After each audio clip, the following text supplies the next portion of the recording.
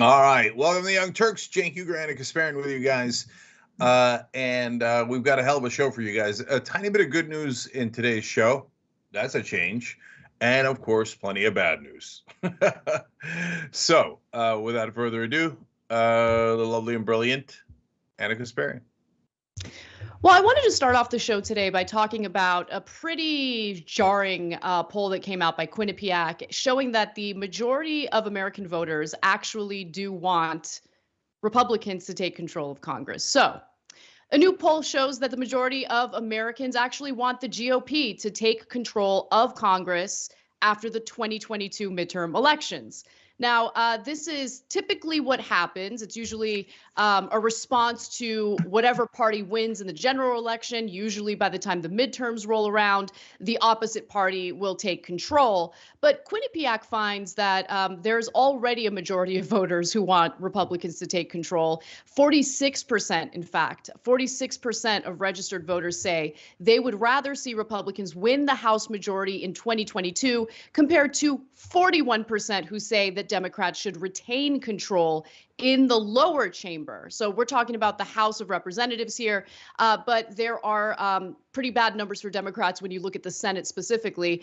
It's a similar case in the Senate. 46% say that the GOP or they want the GOP to take control of the upper chamber, while 42% are hoping for a Democratic majority.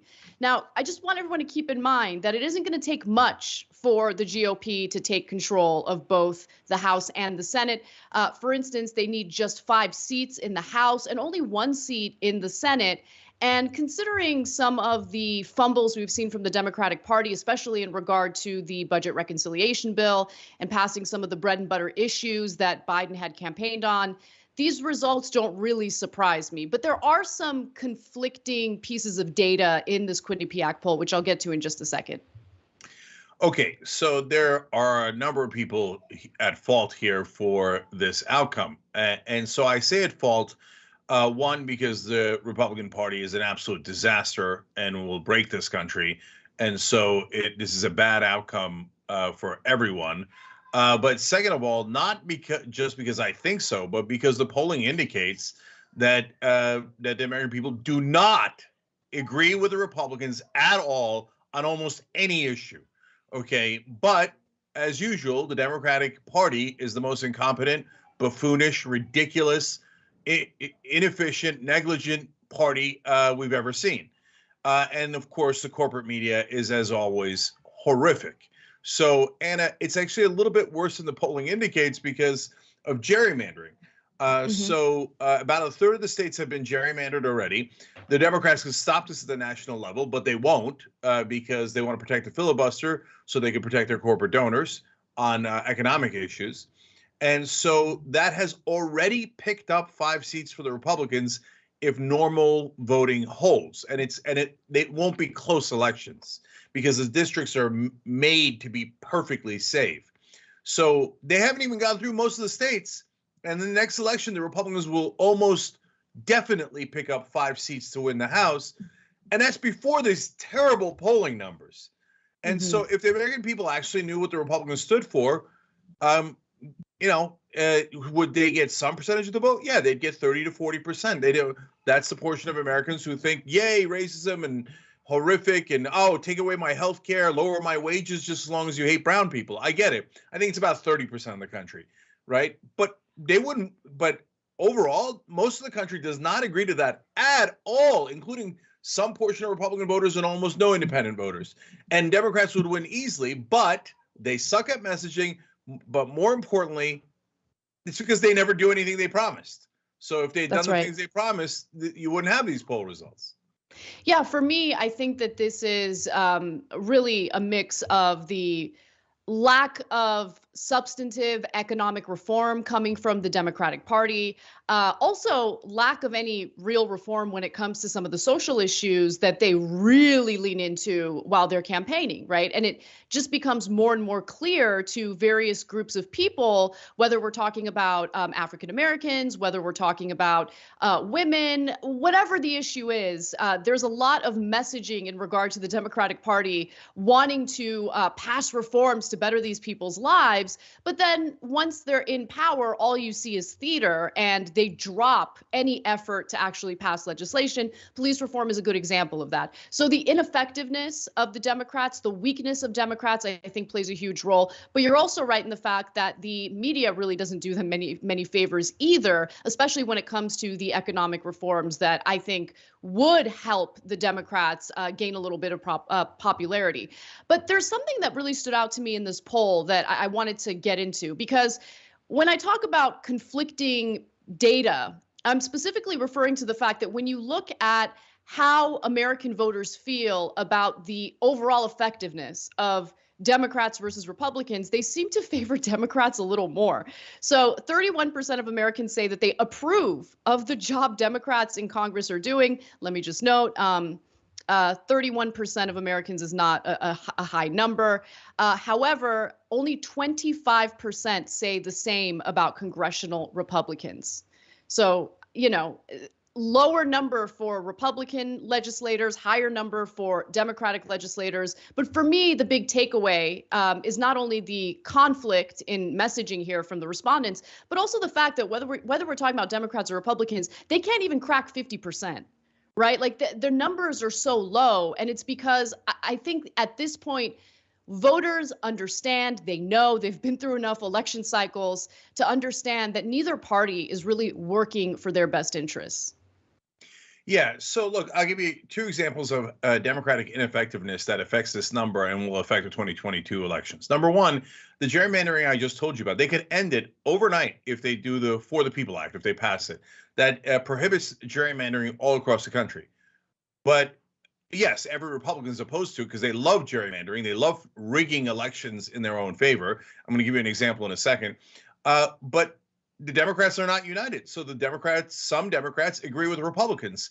We should cheat in favor of Republicans. So they're not going to get rid of the filibuster. So they are not going to pass voting rights that they need for their own survival. You cannot be any more ineffective. You cannot be any more negligent as a party. And you cannot be any more corrupt other than if you're the Republicans. The Republicans tie them on corruption at least. Okay, so then number two, well, theoretically, Biden, Pelosi, Schumer, they all ran on lower drug prices. Now, they're liars. They never meant it. We told you ahead of time they're never going to pass that.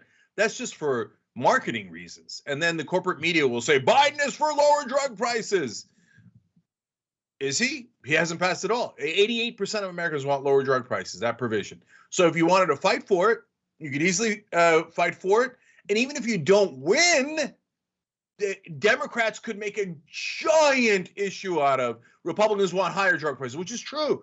Every single Republican in Congress wants higher drug prices. They're against that provision because they're all corrupt. That's the one thing that they beat Democrats on. They're slightly more corrupt. So are the Democrats going to do that for messaging purposes and for policy reasons? No, because they also take money from drug companies. And so their corruption completely disables them from being a functioning party in this country. Exactly. I could show you a dozen polls that are massively in favor of Democrats. But unfortunately, the Democrats don't do any of those things that they claim they're going to do. So, all right, I'm right. Real quick. So it's not that they're massively in favor of Democrats. It's that the voters are massively in favor of policies that are proposed by Democrats, but they're also the same policies that Democrats don't really fight for and abandon immediately. And to your point, Cenk, about how they never carry out these policies, that's the reason why we see Democratic lawmakers, whether it be on a federal level or a local level, like with Terry McAuliffe, leaning into whatever culture war is being manufactured by the right wing at any given time. So the right wing gets to frame the culture war, the culture war du jour, and Democrats are like, let's go for it. Like, let's respond. And Democrats are not going to win the culture war because when you're up against fear mongering, when you're up against people who really offer up one thing and one thing only to voters, which is, you're in a bad spot, but at least you're better than the others. Well, then they're going to win. Democrats need to materially benefit people's lives. That's the only winning strategy. And with corporate corruption, they're never going to do it. Yeah. And so I want to give you the example, one last example of incompetence. But to Anna's point, though, real quick, Yeah, later in the show, we're going to talk about Bill Maher. He goes on there and totally supports right-wing framing of racial issues. And Chris Cuomo loves it, and they high five over it. And then Cuomo tells him how brave he is for supporting right-wing ideology. It's absurd. It's absurd. It's absurd. So the media is never like they cheerlead for corporate Democrats or Republicans. They don't really care as long as they're corporate and bipartisan and moderate. And and why did they all switch and are now piling onto the Democrats now? Because this was the point where they were going to try to pass a bill that had higher corporate taxes. Oh no, that's it.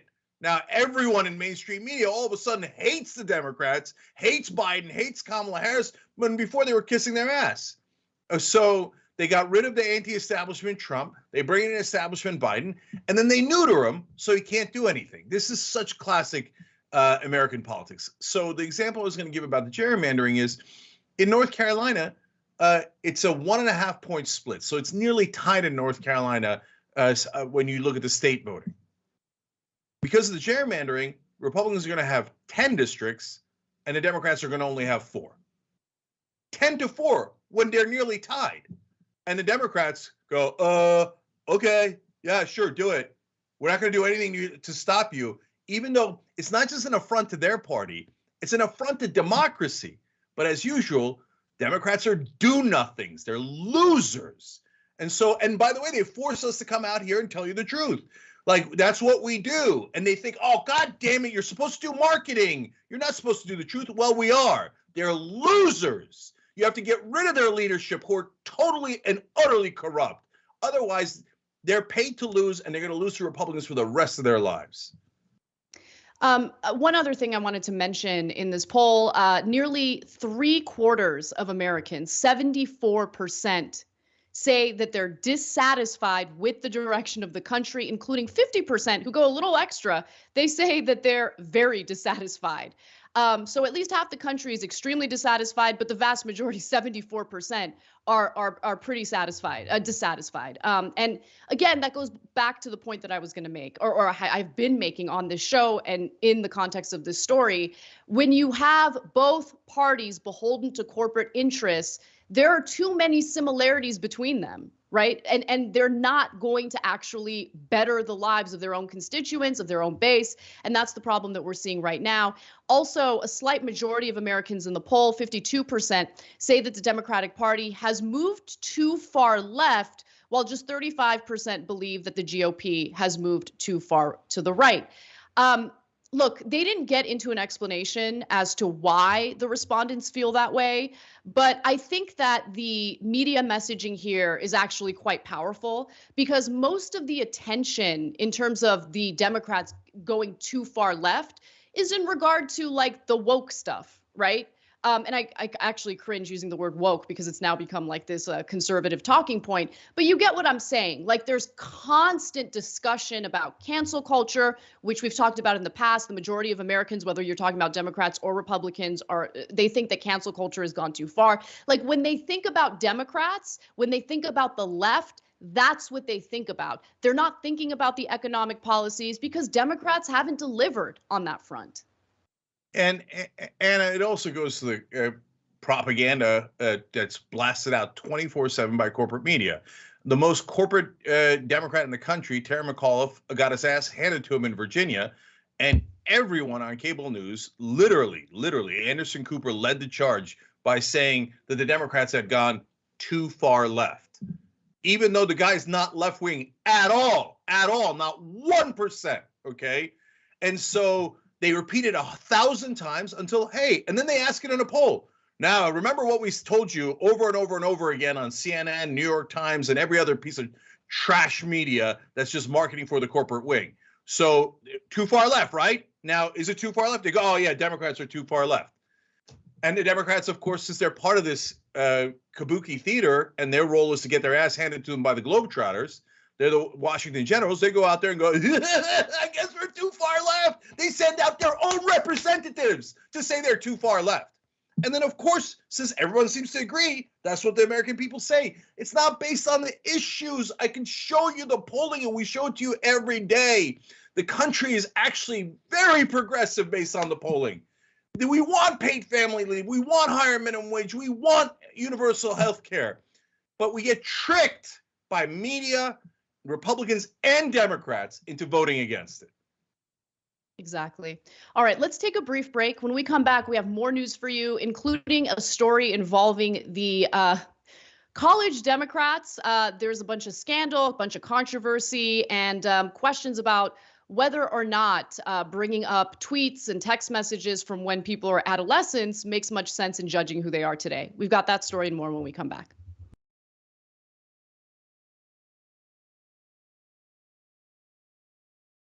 What's happening? I'm Rashad Richey, host of Indisputable with Dr. Rashad Richey right here on TYT. Let me tell you what we do on Indisputable. We go beyond the headline. We make sure that you know the full context of the story. And we also highlight issues that are important to the everyday person. We're talking about criminal justice reform. We're talking about the climate. We're talking about what's happening right in your local community. We also highlight very important issues that are affecting all of us, like the economy, jobs, and we engage in transparent debates with people who may not think like me. We're living in a current social atmosphere where opinions are represented as facts and lies are represented as truth. Make sure you tune in to Indisputable with Dr. Rashad Richey, Monday through Friday, 2:30 p.m. Eastern Time, 11:30 a.m. Pacific Time.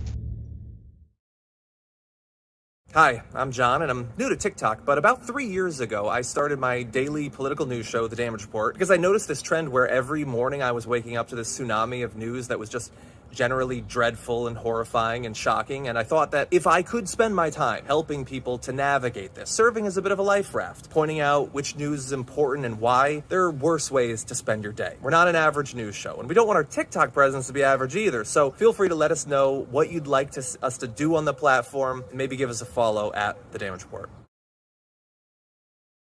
All right, Amazon Prime members, here's how you can subscribe for free on Twitch. Start by linking your Amazon Prime account to your Twitch account, and then click that little subscribe or resubscribe button below the stream on Twitch. Scroll down and select the subscribe free with Prime button, and then you're finished. Close out immediately and share your little subscription alert with the chat. Send a cute message along with it, and bathe in the sweet, twitchy, Bezos-funded love. Hashtag Bezos Bucks.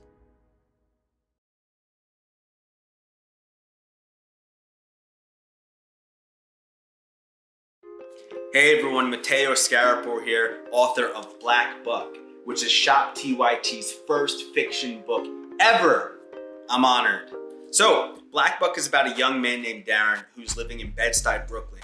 He lives with his mom, he has his girlfriend, he has his best friend, he has his neighborhood, and his neighborhood has him.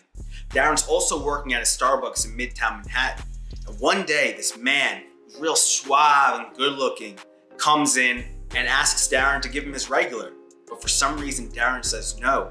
This man named Rhett Daniels, who's the CEO of a startup called Someone, located on the 36th floor of the same building, is impressed. And he invites Darren upstairs, and then he extends an offer to join his elite sales team. Darren reluctantly joins, and he soon realizes that he's not the only black salesperson there. He's the only black person in the entire company. So he goes through hell and back in order to make it to the top. And once there, he has status, money, power, but he says, you know what? I don't like being the token black guy.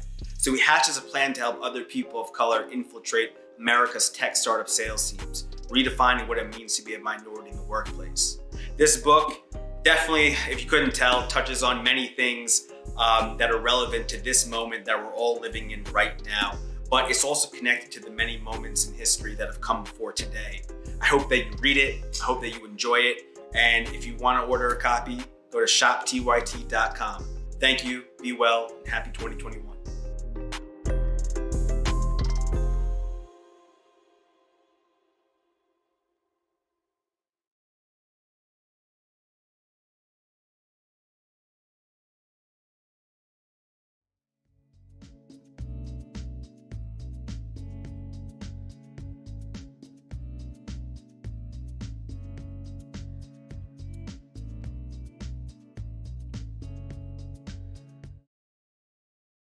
Cenk and Anna with you guys. Let me read a couple of quick comments for you guys. First, from our member section, Ian says, if they do, wait for the GOP to, meaning if they win the House back, wait for the GOP to nominate Trump to Speaker. That is, by the way, totally possible. And so that's where we are. Congratulations to America. John Bigino voiced a lot of our frustrations. We bust our ass to deliver the House of Representatives, the Senate, and the White House to the Democrats. They're blowing it. That's absolutely right. On Super Chat, James Whiteside says, just my weekly donation. You all donate to keep Common Voice strong and loud. I love TYT. We love you right back. Thank you for the Super Chat. And in the videos, you could do super thanks. And last one here is from Twitch. Moms for Hot Hassan Piker writes in, I love Cenk and the TYT family, but I'm here for Anna. She's the role model I point to my daughters and her friends. Anna's the legit queen, and she looks good doing it. She's my spirit animal. Well, here's the real question, though. Would I be the top host if Hassan was here? Hassan's not with TYT anymore, but you know, moms for Hassan might be a different equation if he was here. But I do respect that. Thank you for the love. I appreciate it. Real quick comment, by the way, on Twitter from Zappafan. He's wondering, you know, did I miss something? What happened to the social breaks? We had some tech issues at work today, guys, in our studio, which is why we're doing the show remotely. And as a result, we're not doing social breaks, and we're reading the comments, of course, after we come back from the breaks. So that's what's going on. All right, let's do it. Okay. All right. Well, college Democrats are grappling with accusations of bigotry within its leadership, and they're basing these worries on statements that were made when the alleged offenders were as young as 13 years old. So let me just get this one thing out of the way. I disagree with going back and looking into what adolescents have said and then judging who they are as adults based on that. I think that as adolescents, we're not fully formed yet. Our brains are not fully formed yet. And people say stupid things when they're teenagers, okay? Not all the time, but sometimes they do. I just want to get that out of the way because I think this entire story is pretty absurd. So the controversy actually began in September when Tasneem Ahmad Al-Michael, a Muslim and a former vice president of the College Democrats of America, abruptly ended his presidential campaign after a 2014 tweet in which he used a racial slur resurfaced. Now, I don't know what the racial slur is. Politico didn't get into specifics about that. But Al-Michael says that he has changed since he was a teenager. He said this, what I said as a 15-year-old prior to being in politics was ignorant, inappropriate, and flat out wrong. It doesn't define me, my character, or invalidate the work that I continue to do. And by the way, not only do we not know what the racial slur was, we don't even know the context in which he said it. So we really don't know much about what he said. The only thing we know is that he said something that some people in the college Democrats didn't like, and he said it when he was 15 years old. But by the way, this is just the tip of the iceberg. There's more. Cenk, did you want to jump in? Yeah, look, guys, this story could be considered an example of woke culture, cancel culture, etc. But I actually think this is a little bit of an old school story where if you're a Muslim and if you are in favor of Palestinian rights, they're going to find a way to eliminate you. And that's what college Democrats of America seem to be doing. So let Anna give you more of the details, because your next target, you're going to be shocked to find out, was also Muslim. So after that controversy, Politico writes that new president and vice presidential candidates subsequently emerged, including Nouran Mesbah, who is Muslim and was serving as the CDA's, College Democrats of America's, Director of Inclusion, Diversity, Equity, and Access, short is IDEA.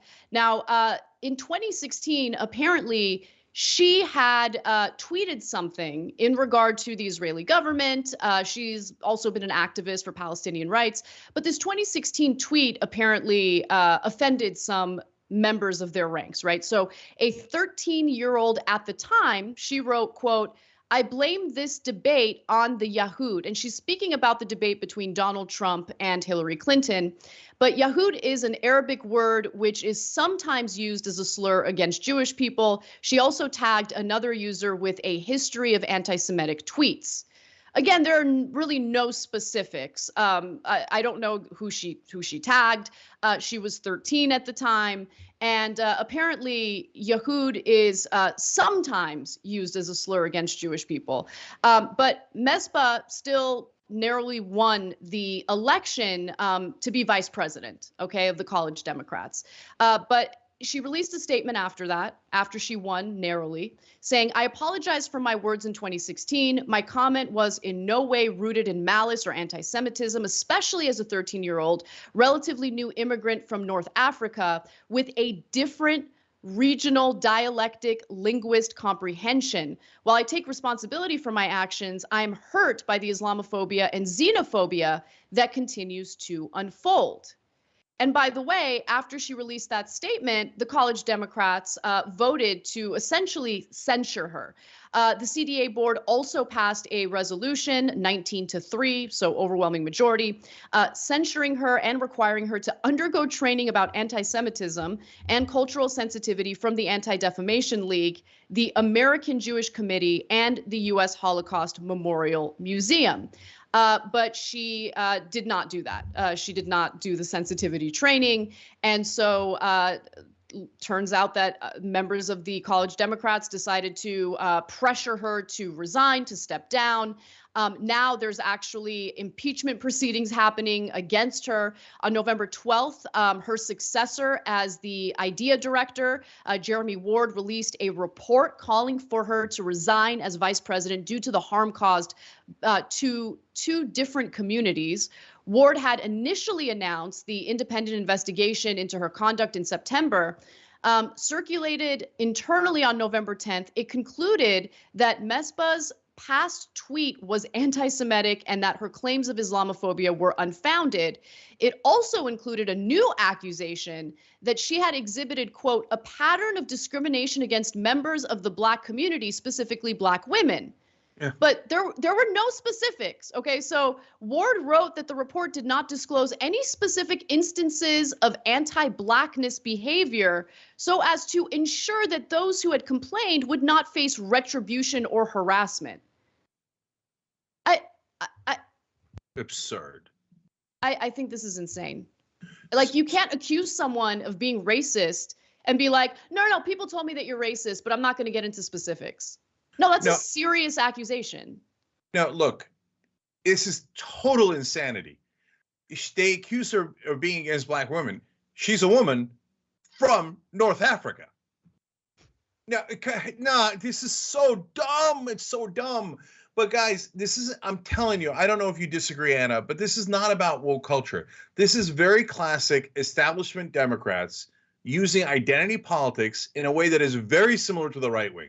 The right wing says, oh, like right now, I'm not joking.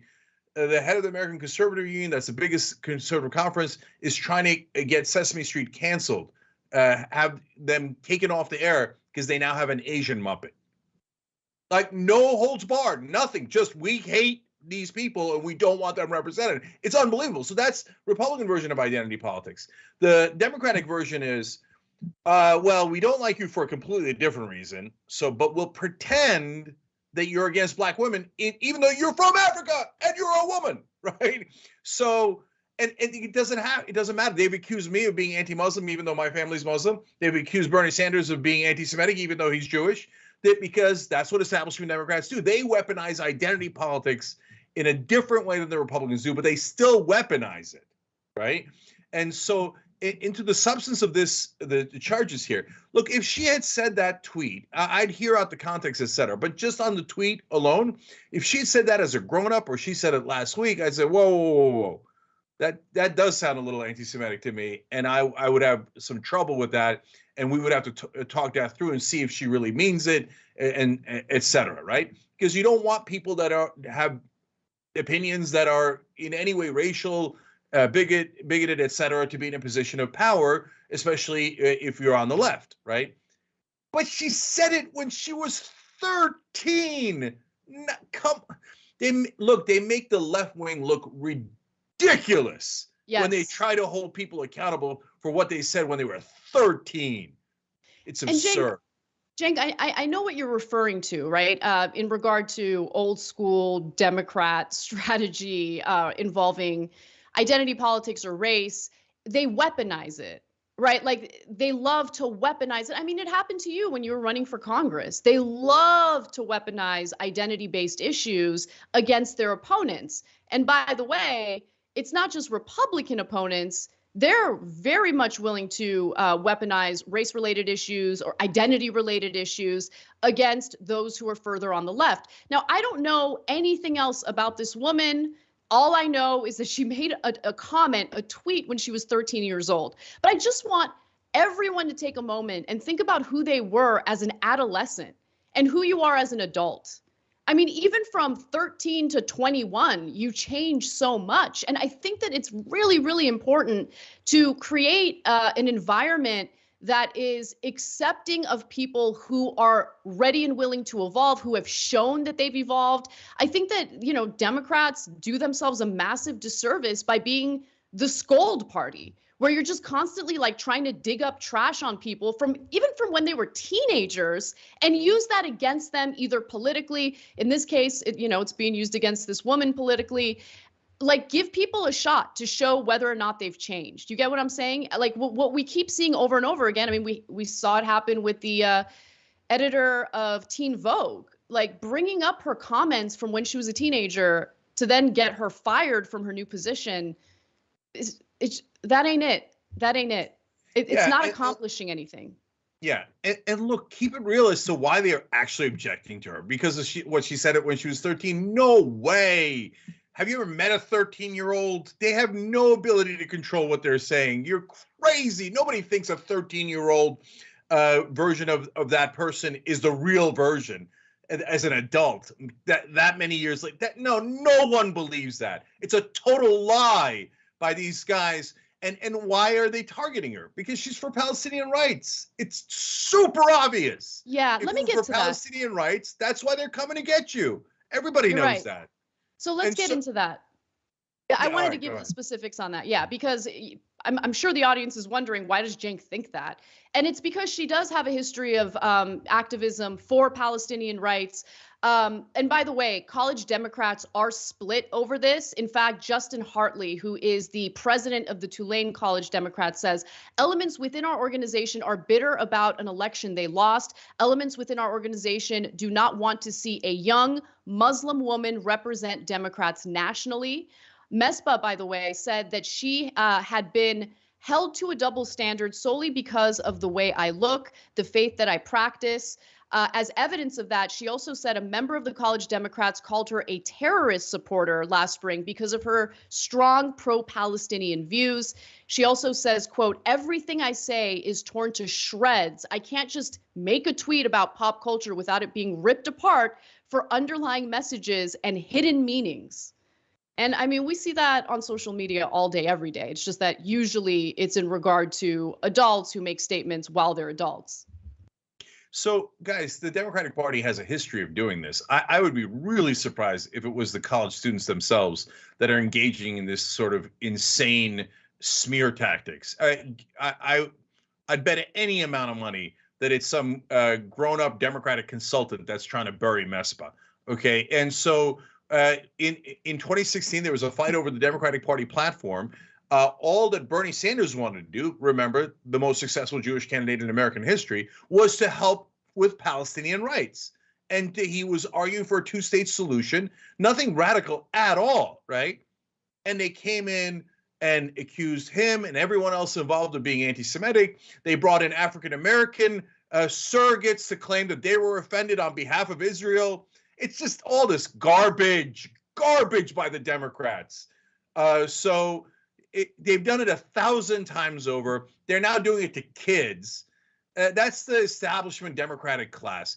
And look, guys, are we biased? Like, for example, I'm from a Muslim background. So does that mean I'm biased in favor of Mesbah? No, I think that her tweet back when she was an infant was not what I would support, right? I think that tweet is wrong.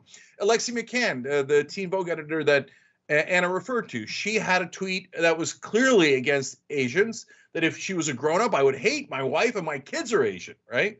But she did it when she was 17.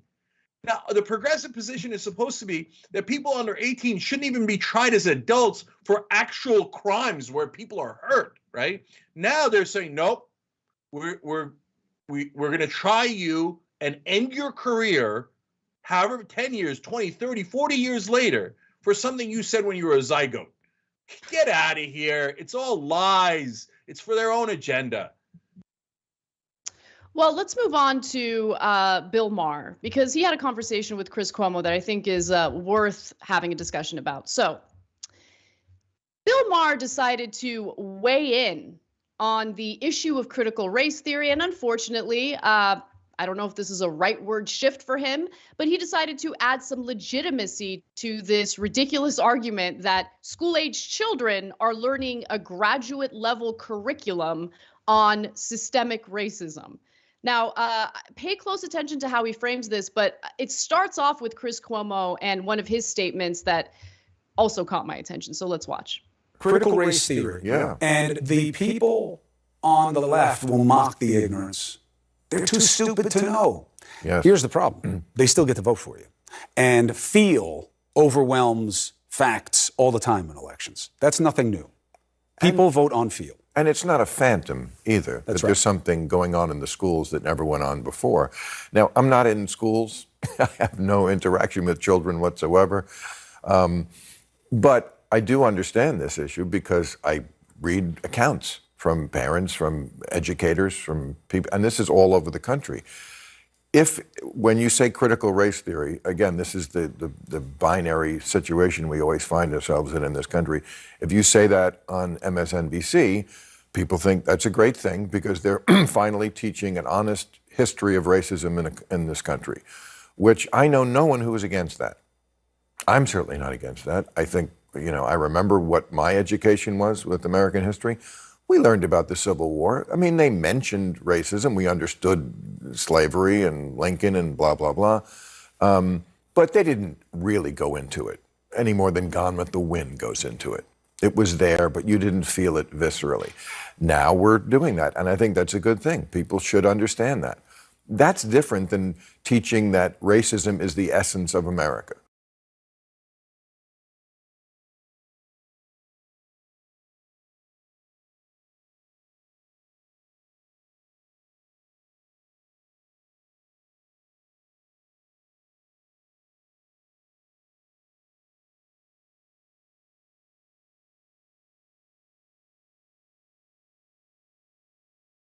In the classroom. And then, Cenk, he mentions that like his history education growing up, and he's like, we learned about the Civil War and racism was mentioned. And I was like, did he think that was good education? To just mention racism in the context of the Civil War, I think is kind of crazy.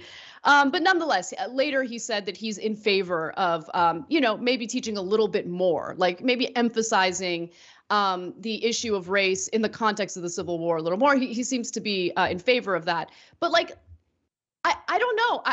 I haven't seen evidence. Maybe I'm just completely out of the loop, and I'm ready and willing to learn if someone can just show me evidence that public schools are teaching children that this country was founded, like the foundation of this country is racism, and that we're all racist, we're all either oppressed or oppressors. Like, I want to see it. And don't say oh, I heard that this school is doing this or that. Don't send me a Daily Caller article on it. I want to see the actual curriculum that's being taught in a public school, in grade school.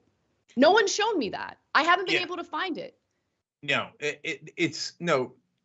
almost everything Bill Maher said there was a lie.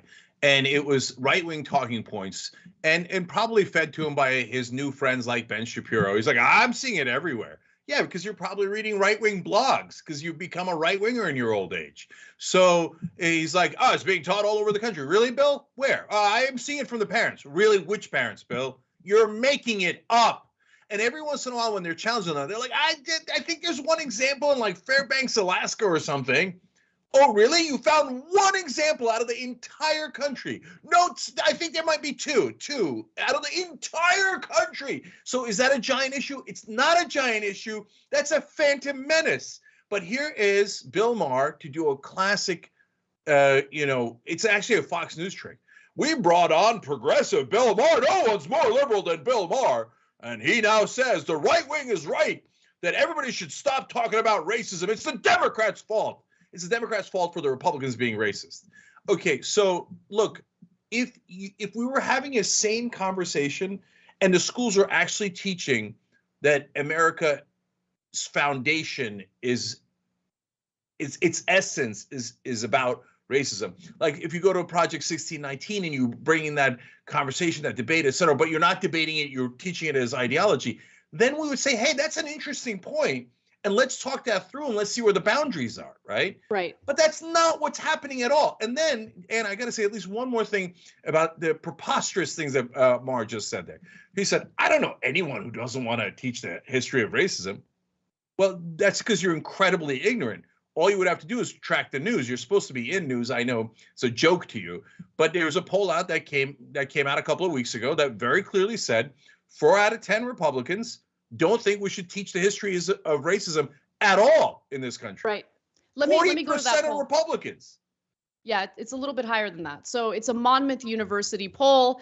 We want to make sure we bring you the receipts. They found that 43% of survey takers that identified as Republicans said that they are against the teaching of historical racism in public schools, as opposed to only 5% of Democrats who said the same thing. So 43%. And by the way, they differentiated teaching about historical racism with critical race theory. When they asked specifically about critical race theory, the number among Republicans and Democrats was actually much higher. So when it comes to just simple, hey, we're teaching you history and there's racism in the country's history, obviously, are you cool with your kids learning about that in school? 43% of Republicans said no. So you're right, Cenk. I mean, the expert here who looks at a bunch of anecdotal evidence and then comes up with definitive statements and all sorts of assumptions, apparently is completely unaware of a recent poll by Monmouth University. And the way, so when he frames it that way,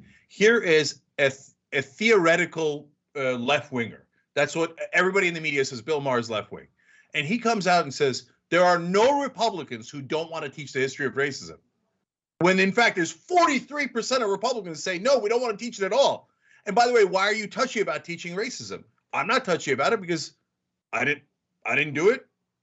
And by the way, my ancestors did terrible things, but I didn't do it. And I don't mind you teaching the things that they did. Why? Because it's history. It's history. But Republicans do mind. They do take it personally because they are racist. But Bill Maher comes out and whitewashes it. No, it's the Democrats' fault. And I don't know any Republican. They're all angels. Every Republican Bill Maher knows. I mean, they have dinners together. They're on his panel 24/7. He agrees with them 24/7. And he's here to tell you, as a liberal, the right wing is right about everything. Let's move on to the next clip. Kids are taught and sometimes separated into groups, oppressor and oppressed. Again, does a kid even know what those words mean? Would they gravitate toward that if you hadn't told them? I mean, you're taking something that was getting better, race relations in America, and I think everyone recognizes, everyone right-thinking in my view, that still a lot of work needs to be done. Remedial efforts need to be taken still. Racism is part of America. But I did a thing one night about progressivophobia, which is a term Steven Pinker coined, which means somehow liberals got afraid to acknowledge progress. You know, it's two thoughts in your head at the same time. You can acknowledge that we have made great progress on all the social issues. And yet there is still more work to be done. We're not saying mission accomplished. It's just saying, let's live in the year we're living in.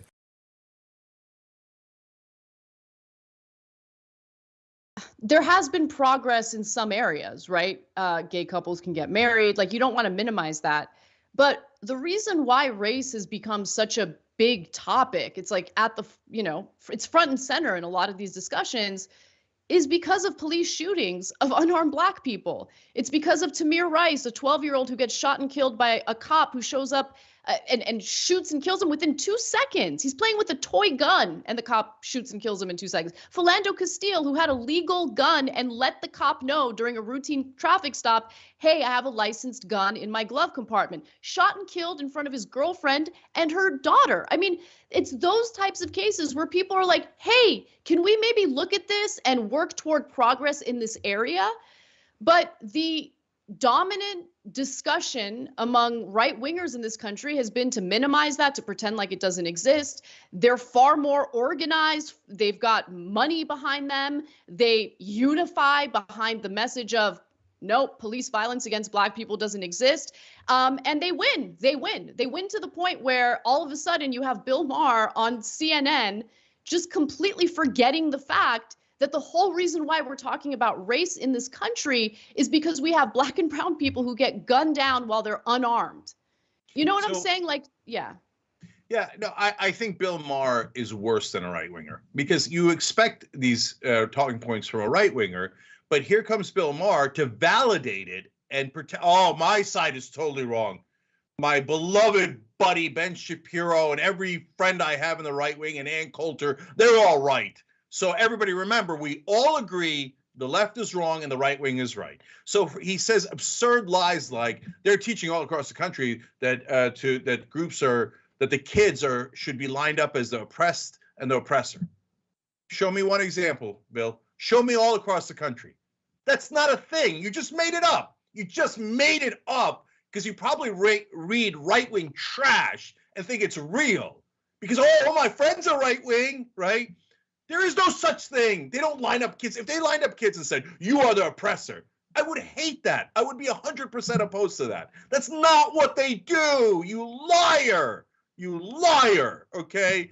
And so, and don't come at me with, well, kind of maybe a little bit when we teach racism, doesn't that say something? And then it's in Fairbanks, Alaska. All over the country, oppressor, and they make the kids separate out in the classroom. That is a bald-faced lie. He's a terrible guy. All right, but it's much worse than that.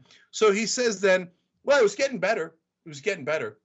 And presumably the left wing screwed it up. I mean, these Black people complaining about getting killed and murdered and shot by the cops all the time. It was getting better until you started complaining again. Okay, it was getting better. And the Democrats ruined it. The left wing ruined it. You miss Trump coming in and calling every Latino immigrant rapists and criminals. What, did the Democrats do that? No, Trump did that. No, when he said there was good people on the Nazi side, Bill, on the Nazi side. And then you're saying, oh, it was getting better until what? Oh, until the left wing did something wrong. Not Trump. I know he's against Trump, but in the context of this conversation, he's not talking about the right wing going massively and brazenly racist. He's making it seem as if the left wing made it racial. That's insane. Yeah, I mean, look, when the Trump supporters marched in Charlottesville and chanted, "The Jews will not replace us," that's what progress in America looked like. And so I guess Bill Maher thought that wasn't that big of a deal when he, cites the incredible progress we've made. Look, this country has always had racial tension. There's no question about it. There was a point where people were not as overt. They didn't feel as emboldened as they are today. And I guess that's what he's referring to when there were, people thinking terrible things and wanting to do terrible things in the shadows. But to talk about the issue of discrimination, of racism in this country, as if like it's this made up problem that progressives are whining about, I think you're right. I mean, it's just awful. He's not citing any real concrete evidence, and he's furthering the nonsense talking points and manufactured garbage coming from the right wing. And everyone gets to point at him and say, look at him, he's a lefty, he's a liberal, and this is what he says, so it must be true. Yeah, and he said, no one's saying mission accomplished. Again, you made that up. Almost the entire Republican Party is saying mission accomplished. We shouldn't do anything about police reform. They just voted that way. They didn't get a chance to vote because the Republicans killed the bill. I should be more accurate. But every Republican is against police reform. when unarmed black men are being shot all across the country. And so, oh no, nobody's saying mission accomplished. You're absolutely wrong. And a huge percentage of Republicans say don't ever teach racism. No one's saying it's mission accomplished. No, you're projecting. I believe that Bill Maher thinks that the mission is not accomplished, although barely around the edges. But he's speaking as if the Republicans are pure as the driven snow. I'm on here at CNN to tell you, my God, the poor Republicans, the poor right wing, the Democrats made it racial, and we had it figured out. It was mission accomplished. In another part of the interview, he said, everybody wants to live in diverse neighborhoods now. Where the hell do you get that from? He's just picking one thing after another out of his ass and going, here's a right-wing talking point for no reason. Here, I'll lie about this too. Now, do I believe that Bill Maher wouldn't mind living in a diverse neighborhood? I believe that. I don't think he's a monster. I think he still has some left-wing positions, etc. I'd be surprised if he was racist against anyone but Muslims. I wouldn't want to live next to Muslims. They're violent savages. He's talked about that many times. But okay, I'll grant him that he wants to live in a diverse neighborhood. You think Tucker Carlson wants to live in a diverse neighborhood? You think his audience wants to live in a diverse neighborhood? Tucker Carlson does stories about, well, you know, this town in Pennsylvania used to be all white. Now it's like 40% Latino. Well, you can't blame people for being opposed to that change. And then Bill Maher's like, I don't see it. I don't see it. Mission accomplished. Mission accomplished. It's not Tucker's fault. It's not Tucker's fault. It's your fault for criticizing Tucker. Absurd. And this is what the crap. And then Chris Cuomo afterwards goes, oh my God, are you worried about being canceled? You're so brave. Please. I'm not saying Bill Maher should be fired. I'm saying he should read a book. He should read an article. He should know anything, and he should stop lying on national television. All right, we got to take a quick break. We'll be right back.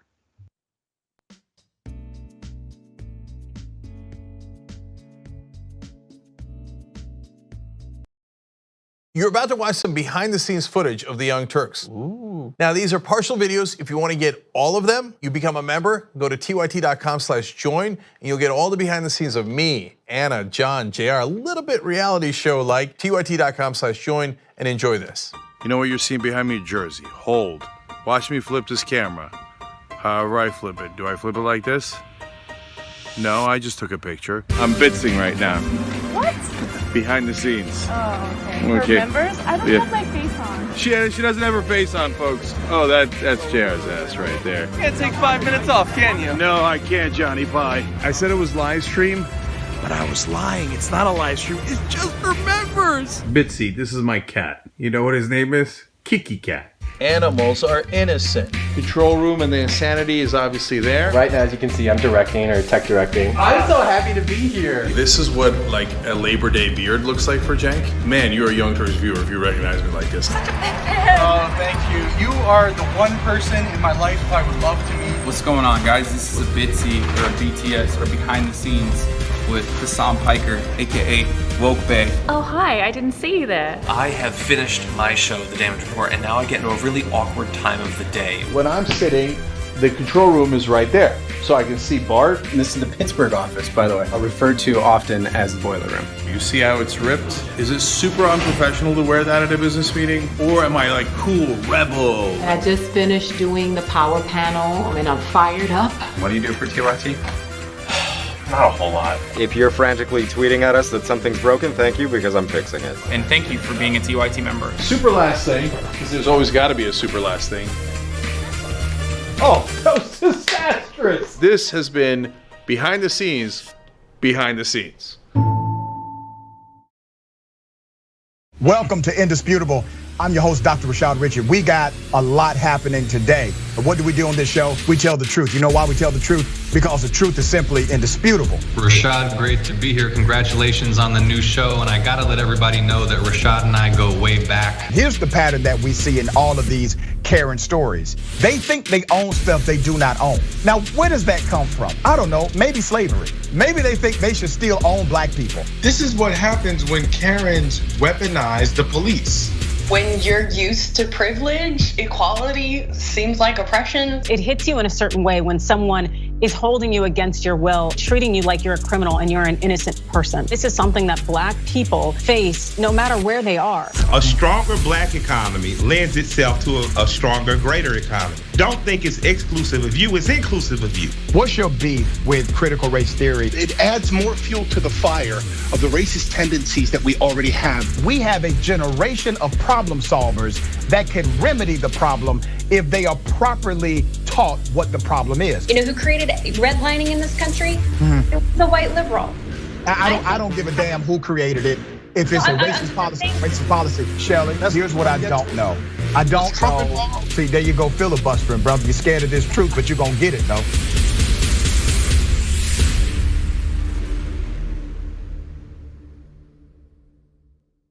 Climate is changing fundamentally, extremely, and non-linearly. It's becoming worse now. It's not when the levees burst that is the problem. It's in the anticipation of that. So I hope every human being is safe. And by human beings, I do not include multinational corporations, especially the ones that started climate change in the first place. What we're currently doing right now in cutting emissions is clearly not enough. There will be ramifications to what Trump is doing. I don't want people to suffer, but I feel like there's gonna be a lot of suffering because we have an imbecile as our leader.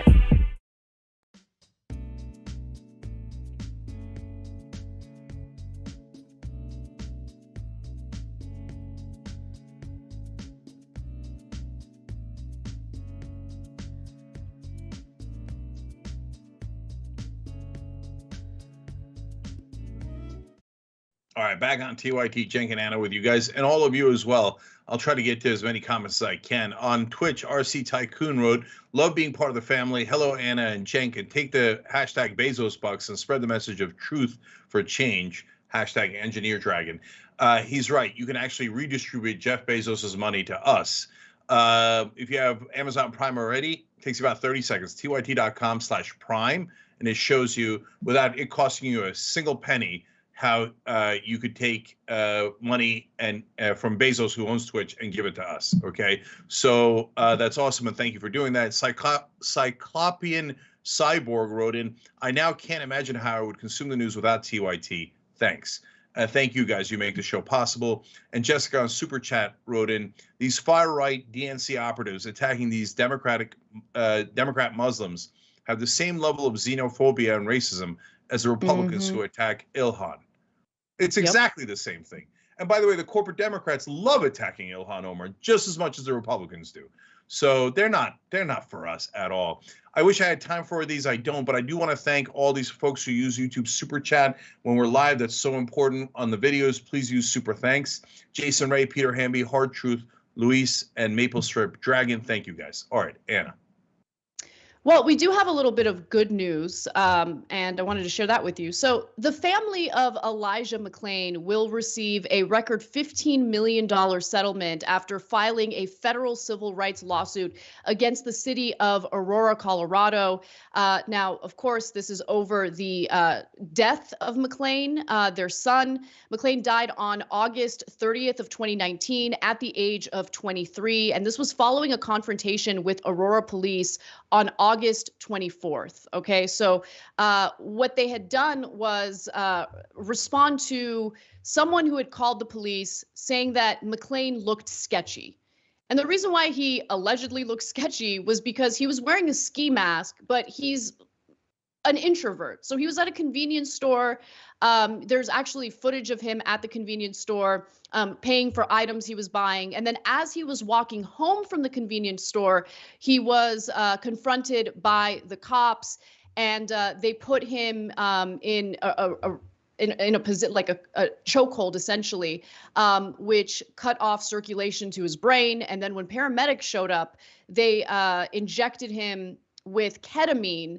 And the dosage of the ketamine was so incredibly high considering his relatively small frame. So just to give you more details, because I think it's important to know what happened, and we'll show you some pretty horrific video of the incident. Aurora police approached Mcclain on August 24th of 2019 as he was walking home from a trip to the convenience store. So a citizen had called saying that Mcclain looked sketchy. When Aurora officers approached him, the verbal confrontation turned physical and a chokehold was applied. Paramedics then injected him with ketamine, a powerful sedative, and he went into cardiac arrest. I should also note that he was never armed. Okay. And he kept begging the police to just let him go, and that he wasn't trying to cause problems, that he's an introvert. Now, the city council in Aurora called for an independent investigation. And here's what the investigation found.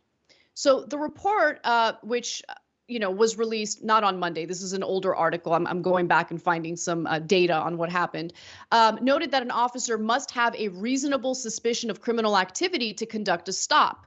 The decision to stop Mcclain, however, did not appear to be supported by any officer's reasonable suspicion that Mcclain was engaged in criminal activity. And that's because he had not engaged in criminal activity. Next, the three officers decided to frisk Mcclain for weapons, which is legally allowed only when there is a belief that safety is in danger, the report states. The panel was not able to identify sufficient evidence that he was armed and dangerous to justify a frisk. And by the way, the report also found at the time of the ketamine injection, Mr. Mcclain had not moved or made any sounds for about 1 minute.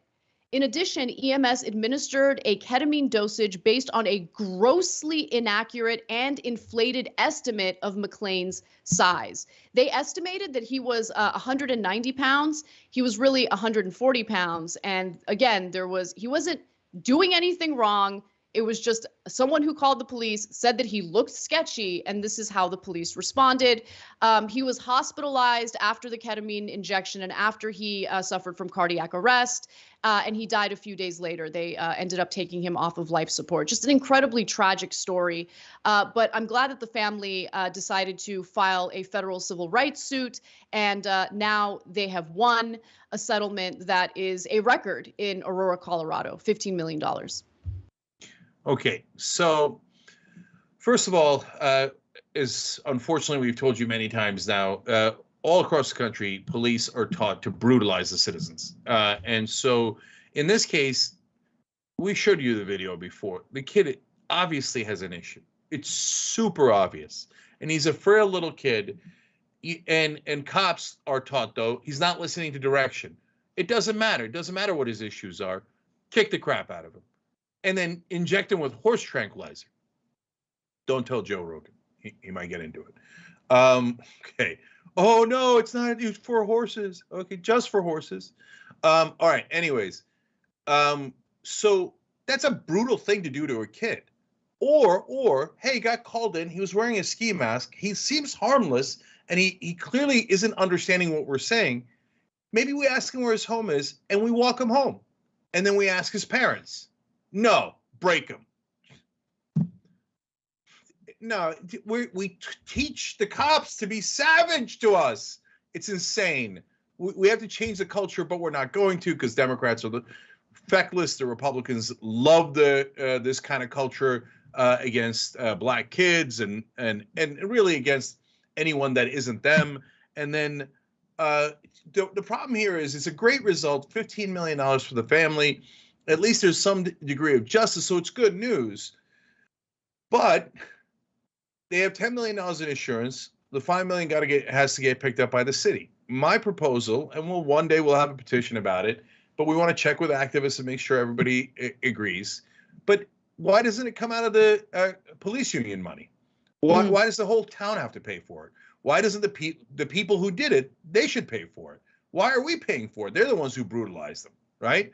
But of course, if you do that, the Republicans squeal. No, you cannot punish cops for doing terrible things to innocent people. No, you have to punish the taxpayers instead. No, make the cops pay for it. Yeah, exactly. I also want to note that there might also be justice in another form because this is a civil suit, but the family has also is also working in a criminal suit as well, because the officers who were involved were found through that investigation to have lied as well.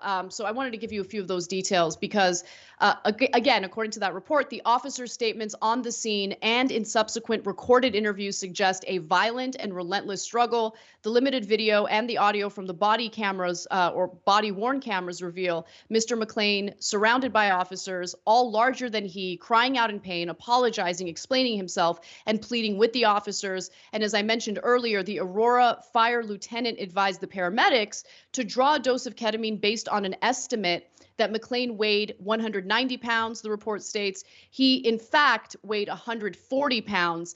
And by the way, look, it's easy to make this mistake because you look at his picture and he looks so young and he's 140 pounds.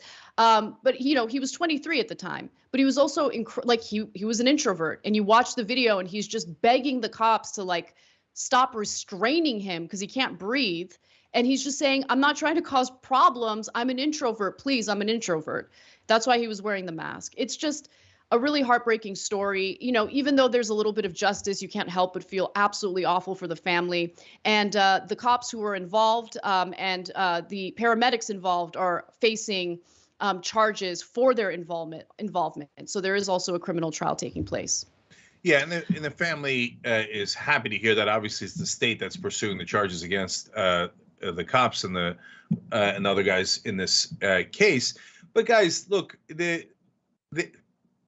their defense, and it's going to be an interesting one, and I would hear it out if I was a member of the jury, is they're going to tell them, we got trained to be brutal. And this is in our training.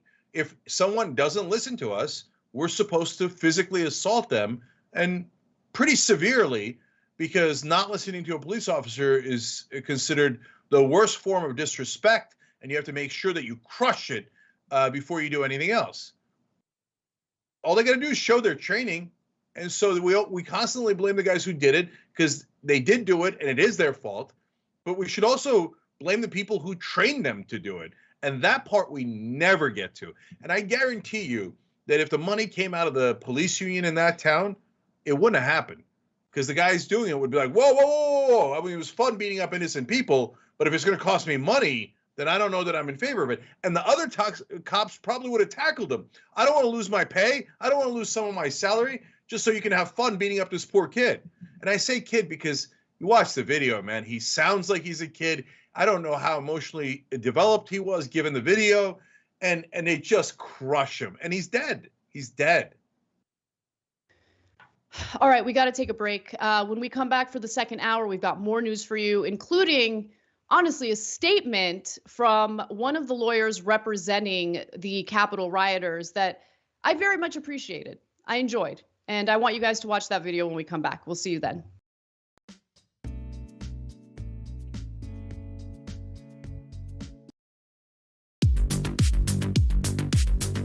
I'm wearing one of our pieces of merchandise. So the funny thing about the Dragon Squad, and that's what our viewers call themselves. That's the name of the group, but every individual chooses their own name. You might have Cincinnati Dragon. You might have Harry Potter Dragon. We have a Grandma Sunshine Dragon is one of those that I remember. These are people that like to have an element of themselves, their lives, what's significant to them, reflected as a part of the community. But the concept of the Dragon Squad is just something I threw away as a joke. I was mocking the Proud Boys, these like right-wing groups that come up with a name for themselves that they think is cool, but it's actually really lame.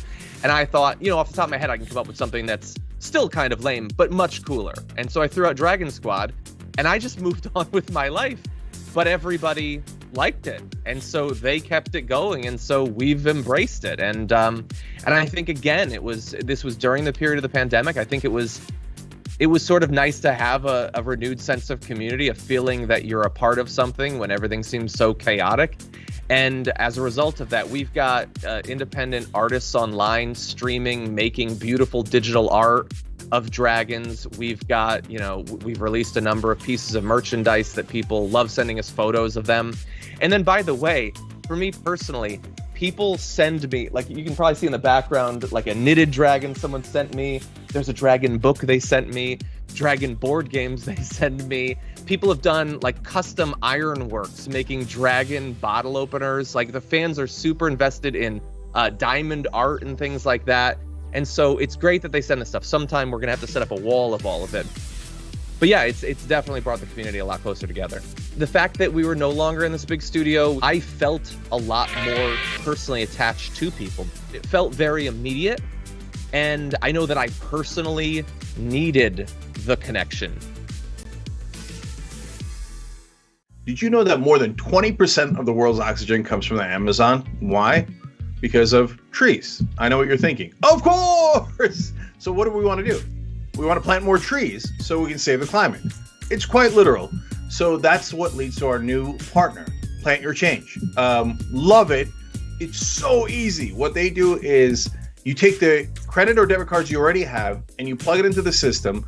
And if you so choose, you get to round up every purchase to the nearest dollar and they plant a tree for you. Okay. Now you could also choose if you want to do it on only certain kinds of purchases or only so often, right? And there's nothing wrong with that. But literally every cent makes a difference here. It's Plant Your Change. And if you want to know more information, just go to tyt.com/trees. Let's go save the planet together.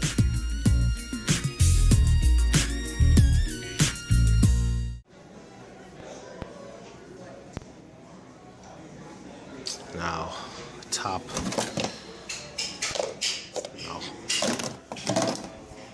No. No.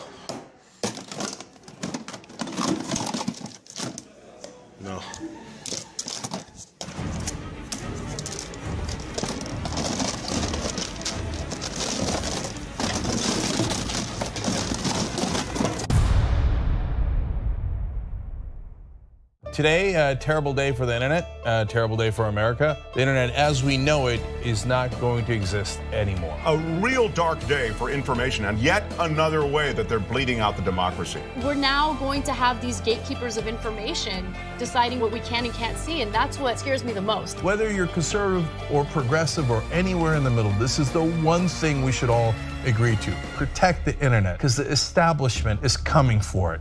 Don't let them destroy the internet.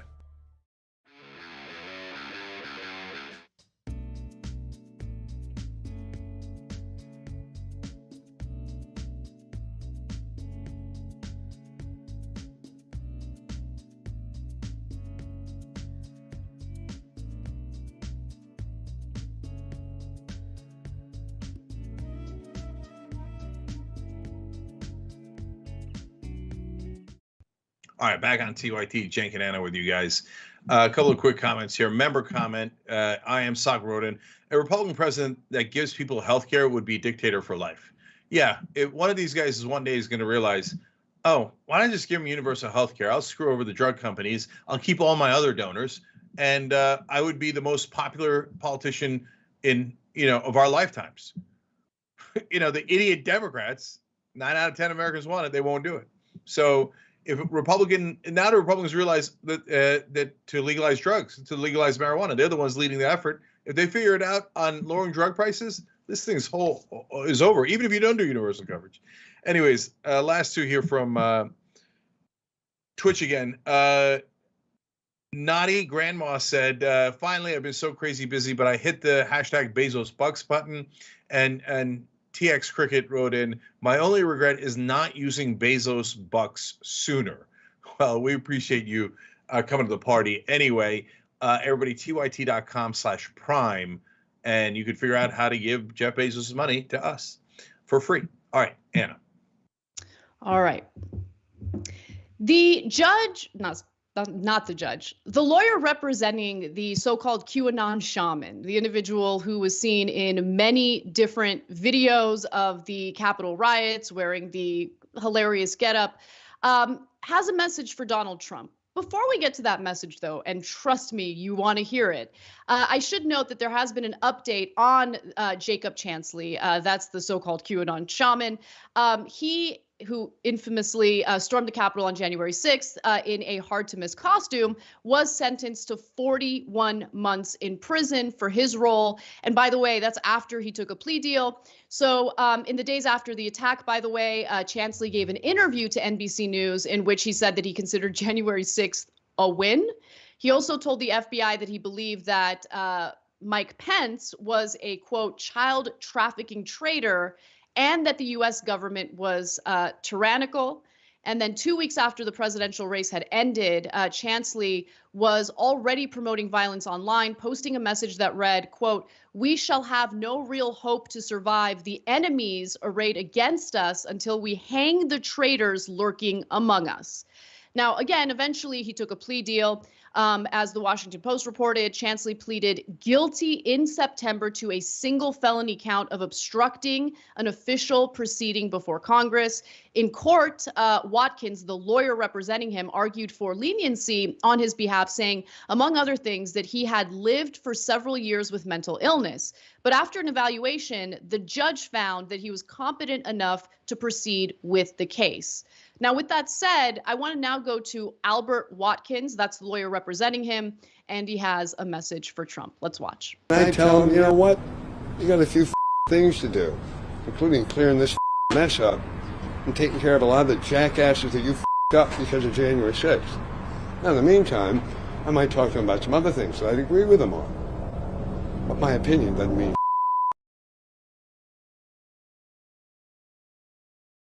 what he says there is absolutely correct. I mean, I think that's actually a part of the story that isn't really focused on much at all. The fact that Donald Trump incited this, he encouraged it, and afterwards, he just kind of allowed all of these people to suffer the consequences without coming to their aid. And look, I think that what they did was wrong and they should suffer consequences for it.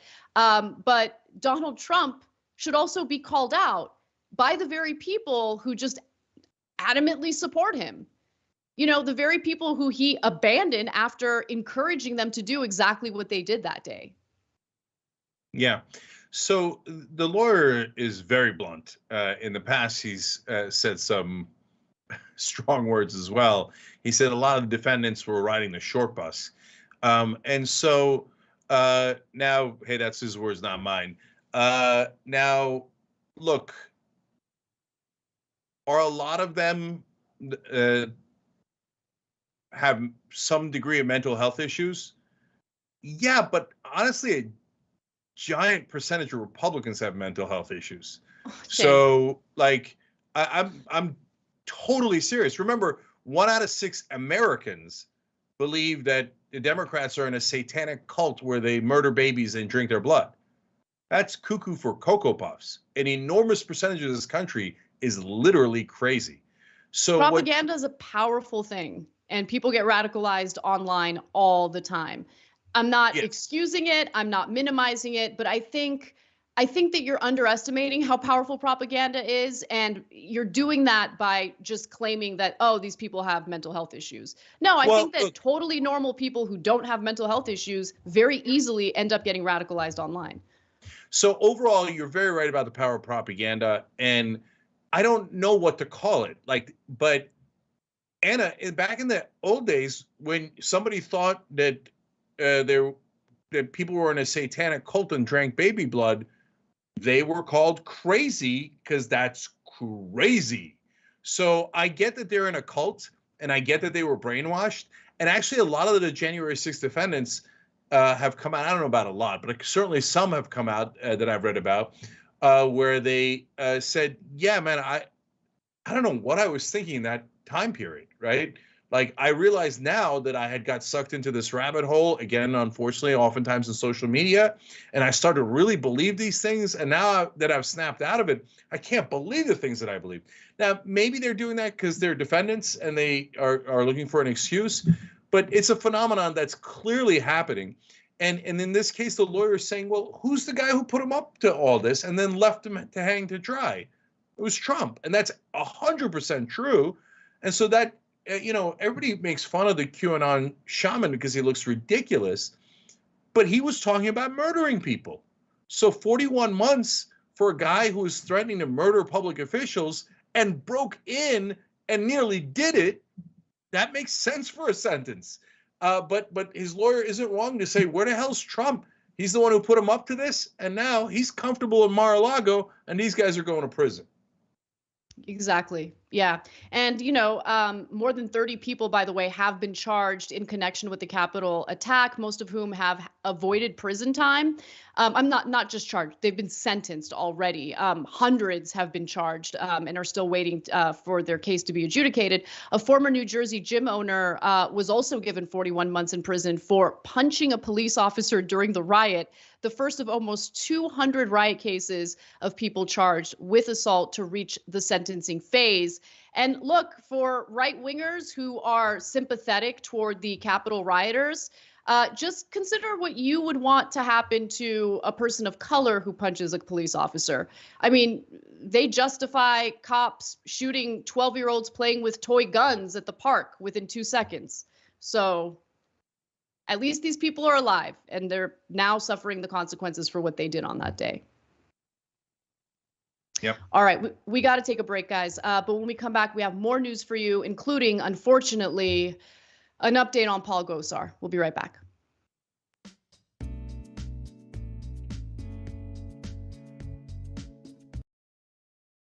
What's happening? I'm Rashad Richey, host of Indisputable with Dr. Rashad Richey right here on TYT. Let me tell you what we do on Indisputable. We go beyond the headline. We make sure that you know the full context of the story. And we also highlight issues that are important to the everyday person. We're talking about criminal justice reform. We're talking about the climate. We're talking about what's happening right in your local community.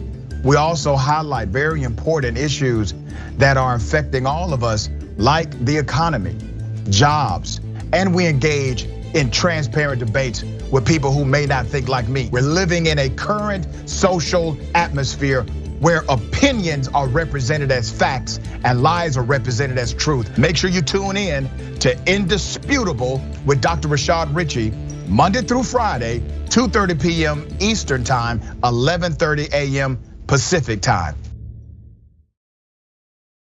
Hi, I'm John, and I'm new to TikTok, but about 3 years ago, I started my daily political news show, The Damage Report, because I noticed this trend where every morning I was waking up to this tsunami of news that was just generally dreadful and horrifying and shocking, and I thought that if I could spend my time helping people to navigate this, serving as a bit of a life raft, pointing out which news is important and why, there are worse ways to spend your day. We're not an average news show, and we don't want our TikTok presence to be average either, so feel free to let us know what you'd like us to do on the platform, and maybe give us a follow at The Damage Report.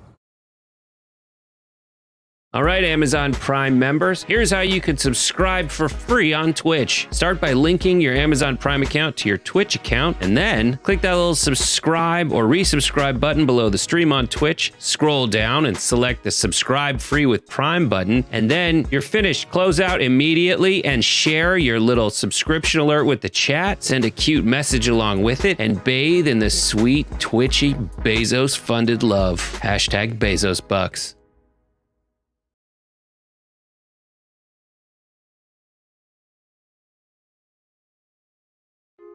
Hey everyone, Mateo Scarapore here, author of Black Buck, which is Shop TYT's first fiction book ever.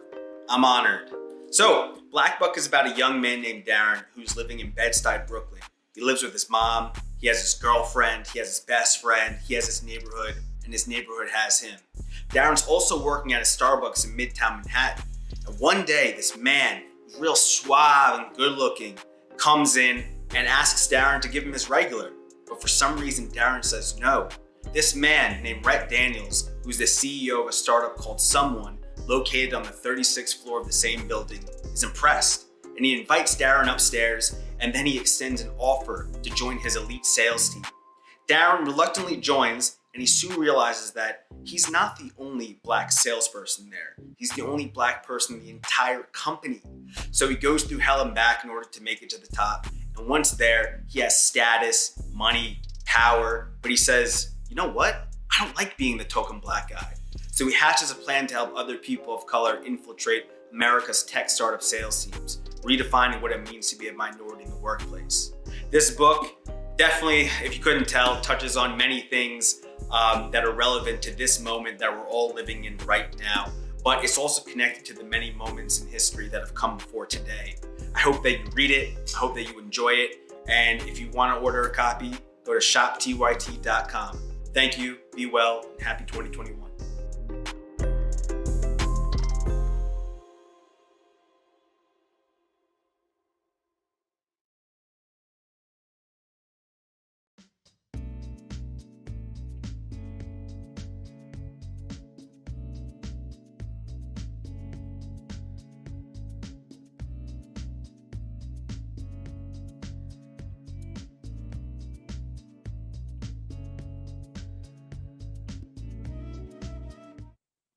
All right, back on the Young Turks, Cenk and Anna with you guys. So some programming notes real quick. After this show, there'll be Power Hour with Nina Turner. Members get that, so tyt.com/join. Today, Nina and I are going to strategize about how would we get paid family leave into Build Back Better if we were in Congress. So that's an interesting topic. You can hit the join button below if you're watching on YouTube to become a member as well. After that show, we've got a show on Twitch, Deep Dive with Jordan Ewell. Check that out at 9 o'clock Eastern tonight, twitch.tv/TYT.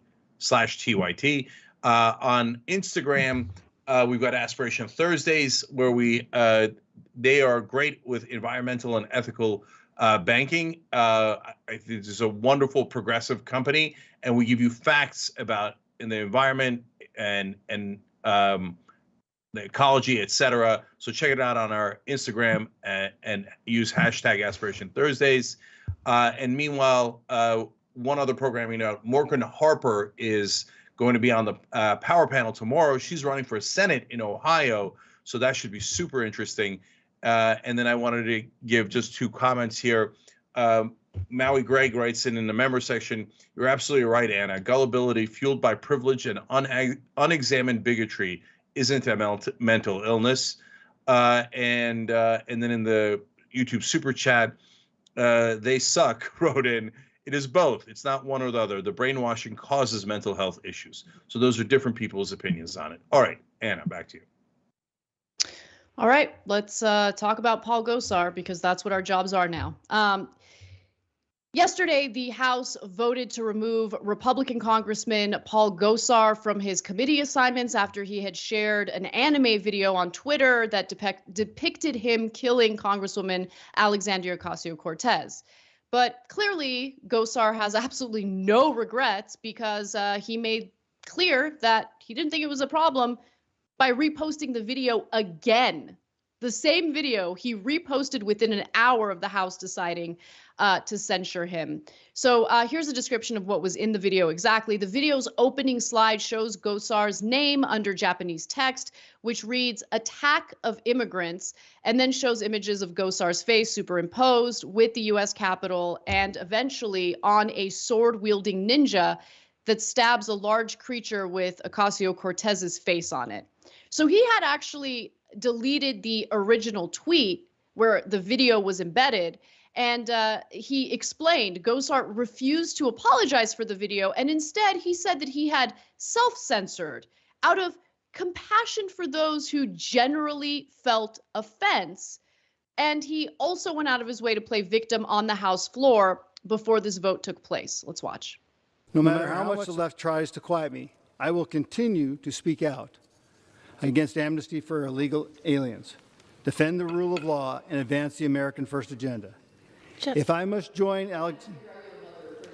Gentleman's recognized 30 seconds.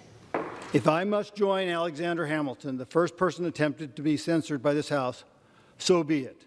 It is done. All right, so, he's the victim, he's being censored here. And then, of course, shortly after that hearing, he retweeted the anime video again and then deleted it yet again. We have another video of Gosar we'll get to in just a minute, but Cenk, why don't you jump in? So I wish the Democrats would add on top of this, because so the Republicans have an excuse for everything. And so they'll say weird racist things, and then when you go, hey, wait, that you shouldn't say that Mexicans are criminals and rapists, they'll go, oh, now you're making it racial. right? So in this case, they're like, oh, it's just a comic. What's the big deal? We executed it on a comic, right? Okay, but then Democrats should bring in all of the examples of their followers who are actually constantly doing real violence. Like one of dozens of examples that I remember from our coverage was the guy who went and beat up his neighbor, or was it, did he shoot him? It was committed violence against his neighbor for having a Biden sign on his lawn. And so they're egging people on to actual real violence. So this is not a joke, and that's why this censure happened. And now the Republicans say, oh, okay, we don't care that you did this for a particular reason. If we win, we're going to censure Maxine Waters and Ilhan Omar. Why? Because we feel like it. And they're on the left and they're black women. So, of course, we target them first. Don't make it racial. Look, I don't know what the solution is. They're not going to stop. They're going to keep doing it. They feel emboldened by Democrats even responding to it. But if you don't respond to it, what do? You just like let them threaten you with violence? I mean, they're working together in Congress. I mean, things have devolved so much. I don't know what the answer is. So later he went on Gitter and just made this nonsensical, incompetent speech. Let's watch.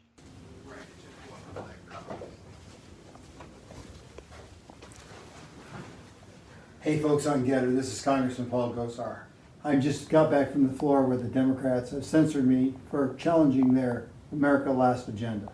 They should know I won't be bullied, even if they challenge me and try to take away my America First agenda.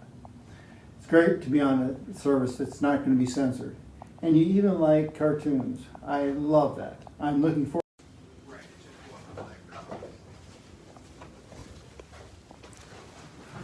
Next time. Till next time, thanks again.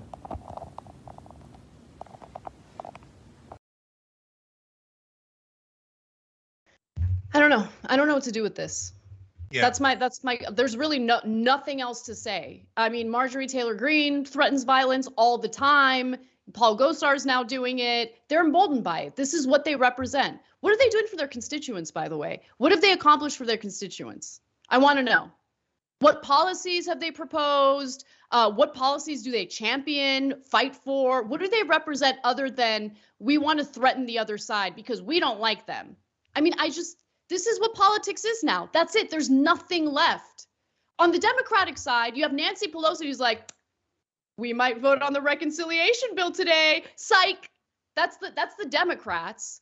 And then on the right wing, you have these nut jobs. That's all we've got in Congress right now. Yeah, guys, earlier in the show, we had a little bit of a discussion about, the significant percentage of Republicans who believe in crazy conspiracy theories like satanic, child kidnapping cults and all that stuff, right? And whether they have mental health issues or not, or if they're just being brainwashed or some combination thereof. But when you see the Gosar video, no, that guy definitely has mental health issues. That he's not there at all.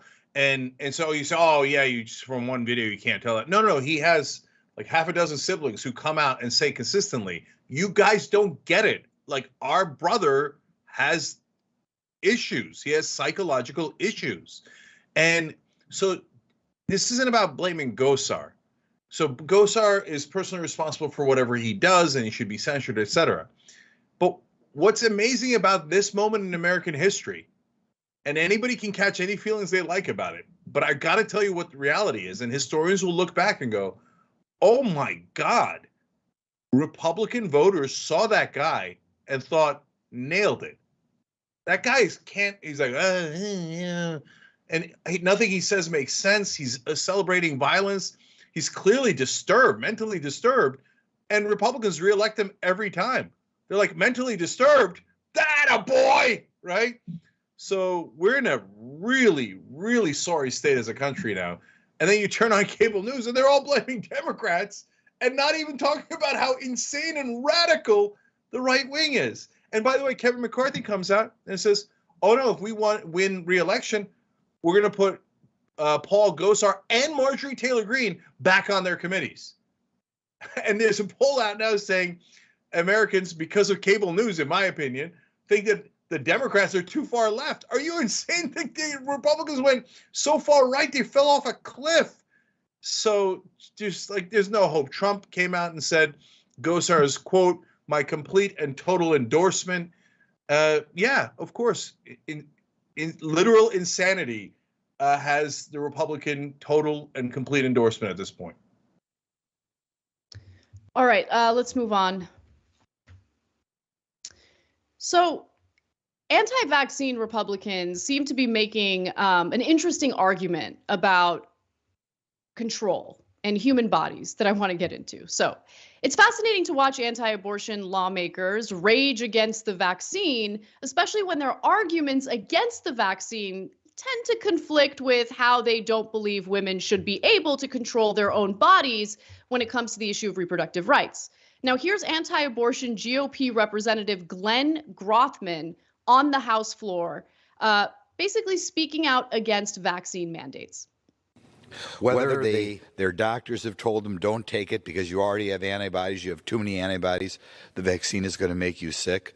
Whether it's doctors who tell their patients, you better not take the vaccine, your cancer's in remission, the vaccine can weaken you and bring it back.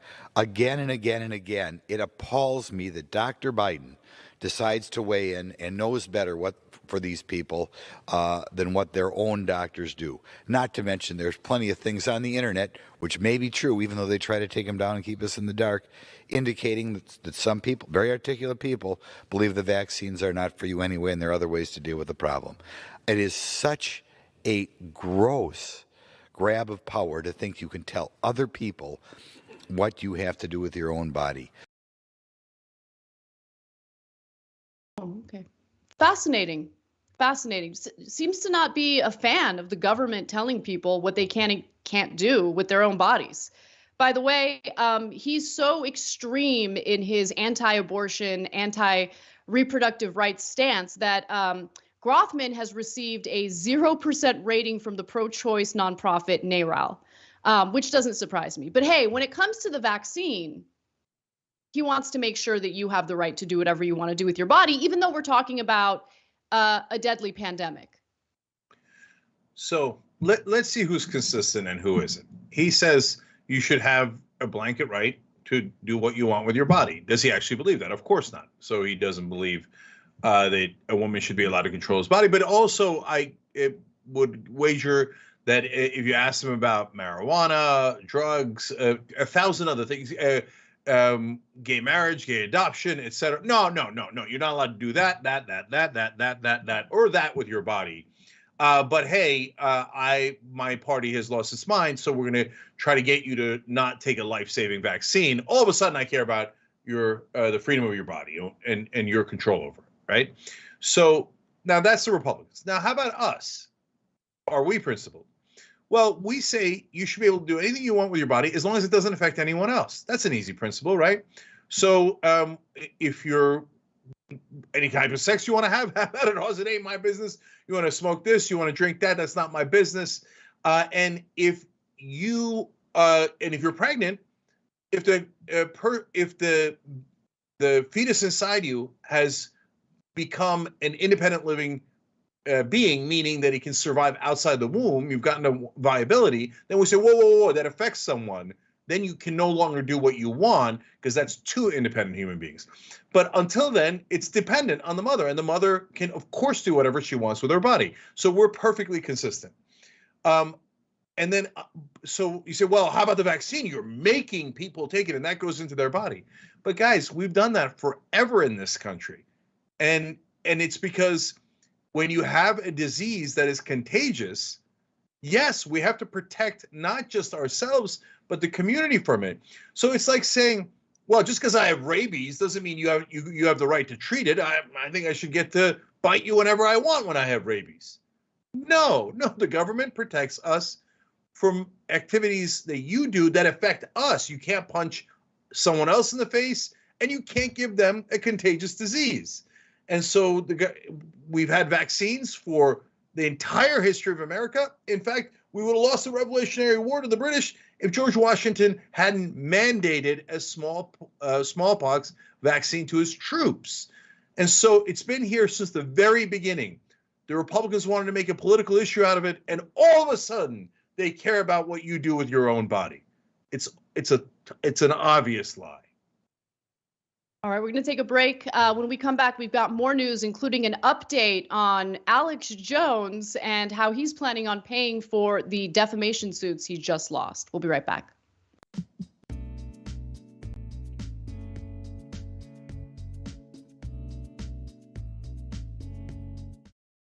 You're about to watch some behind the scenes footage of the Young Turks. Ooh. Now these are partial videos. If you want to get all of them, you become a member, go to tyt.com/join, and you'll get all the behind the scenes of me, Anna, John, JR, a little bit reality show like. tyt.com/join and enjoy this. You know what you're seeing behind me? Jersey. Hold. Watch me flip this camera. However I flip it. Do I flip it like this? No, I just took a picture. I'm bitsing right now. What? Behind the scenes. Oh, okay. For members? I don't have my face on. She doesn't have her face on, folks. Oh, that's JR's ass right there. You can't take 5 minutes off, can you? No, I can't, Johnny. Bye. I said it was live stream, But I was lying. It's not a live stream. It's just for members. Bitsy, this is my cat. You know what his name is? Kiki Cat. Animals are innocent. Control room and the insanity is obviously there. Right now, as you can see, I'm directing or tech directing. I'm so happy to be here. This is what like a Labor Day beard looks like for Cenk. Man, you're a Young Turks viewer if you recognize me like this. Such a big fan. Oh, thank you. You are the one person in my life I would love to meet. What's going on, guys? This is a Bitsy or a BTS or behind the scenes with Hassan Piker, aka Woke Bay. Oh, hi, I didn't see you there. I have finished my show, The Damage Report, and now I get into a really awkward time of the day. When I'm sitting, the control room is right there. So I can see Bart. This is the Pittsburgh office, by the way. Referred to often as the boiler room. You see how it's ripped? Is it super unprofessional to wear that at a business meeting? Or am I like cool, rebel? I just finished doing the power panel and I'm fired up. What do you do for TYT? Not a whole lot. If you're frantically tweeting at us that something's broken, thank you, because I'm fixing it. And thank you for being a TYT member. Super last thing, because there's always got to be a super last thing. Oh, that was disastrous. This has been behind the scenes, behind the scenes. Welcome to Indisputable. I'm your host, Dr. Rashad Richard. We got a lot happening today. But what do we do on this show? We tell the truth. You know why we tell the truth? Because the truth is simply indisputable. Rashad, great to be here. Congratulations on the new show. And I gotta let everybody know that Rashad and I go way back. Here's the pattern that we see in all of these Karen stories. They think they own stuff they do not own. Now, where does that come from? I don't know, maybe slavery. Maybe they think they should still own black people. This is what happens when Karens weaponize the police. When you're used to privilege, equality seems like oppression. It hits you in a certain way when someone is holding you against your will, treating you like you're a criminal and you're an innocent person. This is something that black people face no matter where they are. A stronger black economy lends itself to a stronger, greater economy. Don't think it's exclusive of you, it's inclusive of you. What's your beef with critical race theory? It adds more fuel to the fire of the racist tendencies that we already have. We have a generation of problem solvers that can remedy the problem if they are properly taught what the problem is. You know who created redlining in this country? It was the white liberal. I don't give a damn who created it. If it's a racist policy, Shelley, here's what I don't know. I don't know. See, there you go filibustering, brother. You're scared of this truth, but you're gonna get it, though.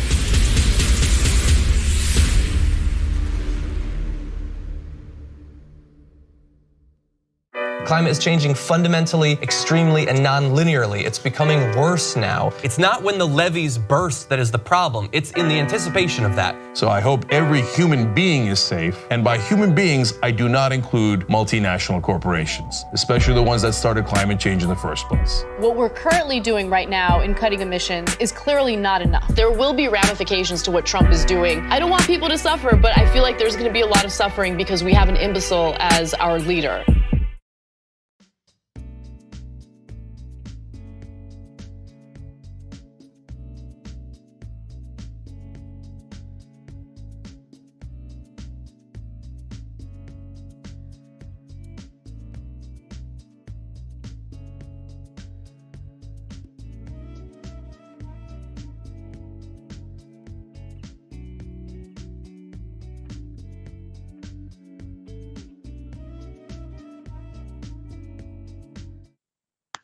All right, back on TYT, Cenk and Anna with you guys. Just two quick comments here from Twitch. Queen Faye said, I just want to say thank you to TYT for making the show go on today, even with the tech difficulties in the studio. We appreciate that. We're a family, and we love that you guys help us do that with your membership on Twitch, YouTube, tyt.com/join, everywhere. And Kathleen says, 5 months on Twitch. Been watching, though, since 2005. Wow, that's old school. Thank you, Kathleen, from the bottom of our heart. We love that you've been with us this whole time. All right, and thank you to everybody else that wrote in too. We're just limited on time. So Anna, let's keep going. All right, let's get to it. If wealthy folks don't start spending their money promoting liberty, promoting freedom, we're going to lose this country, and we're going to lose the world to tyranny.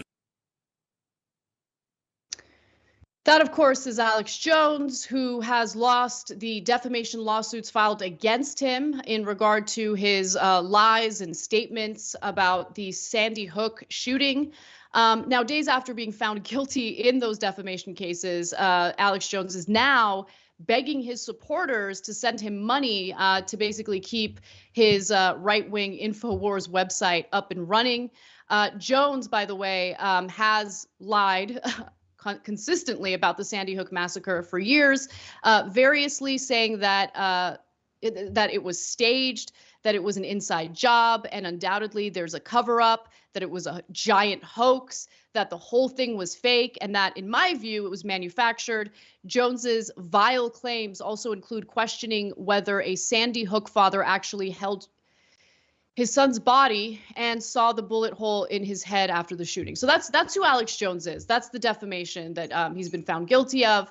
And even though he's allegedly worth $5 million, he's begging his followers to send him money because now he's in a bit of a financial mess. So let's watch. It's going to take a lot of money to fight this and a lot of money for the appeals. And so I can't spend the money we have paying our crew and running our independent media outlet that reaches millions of people without your support. InfoWars is doing its most important work ever right now. So this is a no-brainer. Please go to SaveInfoWars.com. Make a $10 donation, a $1,000 donation. Wealthy people out there, your free speech is being destroyed. InfoWars is just the first domino to fall. So please go to SaveInfoWars.com. It's Give, Send, Go. They're great folks. They're patriots. We're banned everywhere else, even be able to raise money. And this will help keep us in the fight for the next few years. So I've never issued an alert this serious. I need your help right now. Stand up for yourself. Stand up for your rights. Stand up for free speech. Stand up for America, and don't let these bullies intimidate anybody. I mean, I'm sure he'll get money. I'm sure people will donate to him. The Posner family, by the way, had to move 7 different times because of the legitimate death threats they were receiving from Alex Jones fans who had been absolutely convinced that they were taking part in a false flag operation to take everyone's guns away. Yeah. So I enjoyed the begging wealthy people to contribute. What happened, Alex? I thought you were against the global elites. So now all of a sudden he's like, wealthy people, come to my rescue.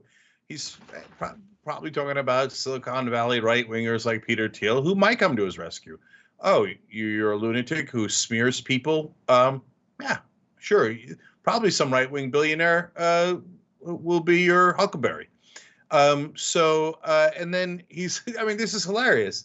He's going to have to pay a huge settlement for the things that he did wrong. And he's saying to his audience, help me pay the settlement. Your money's going to go. I mean, the upside of it is, and maybe you should do it. No, you shouldn't do it.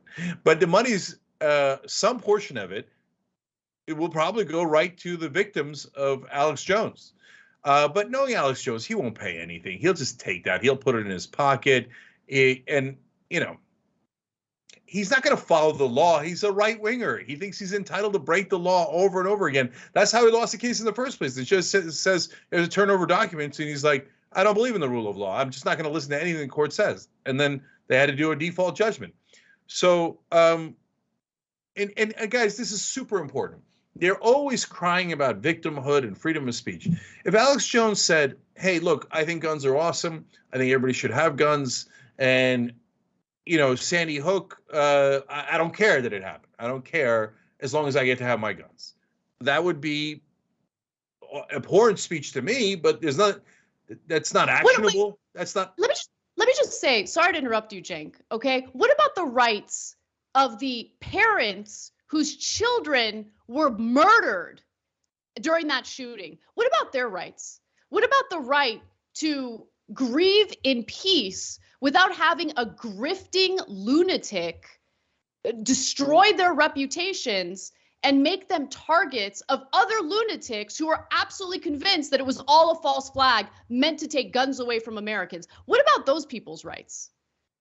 Like, man, the thing that gets to me, and I don't know if my faith in humanity will ever be restored, because the last, I don't even know how long, has proven to me that there's just pure evil in this country. I want to believe that the majority of Americans are good, even my fellow Americans who might disagree with me politically. But there's a sizable portion of this country that just thrives off of the most disgusting brutality, the most horrific toxicity. I mean, they lost their child. The Posners lost their kid. I mean, I can't even imagine that. And to like be targeted by lunatics like this, like Alex Jones making himself be a victim. I'm sorry, but freedom of speech doesn't mean that you get to say anything and everything you want. Defamation is a thing. It is not protected under the First Amendment. I'm so tired of the right wing making themselves out to be victims.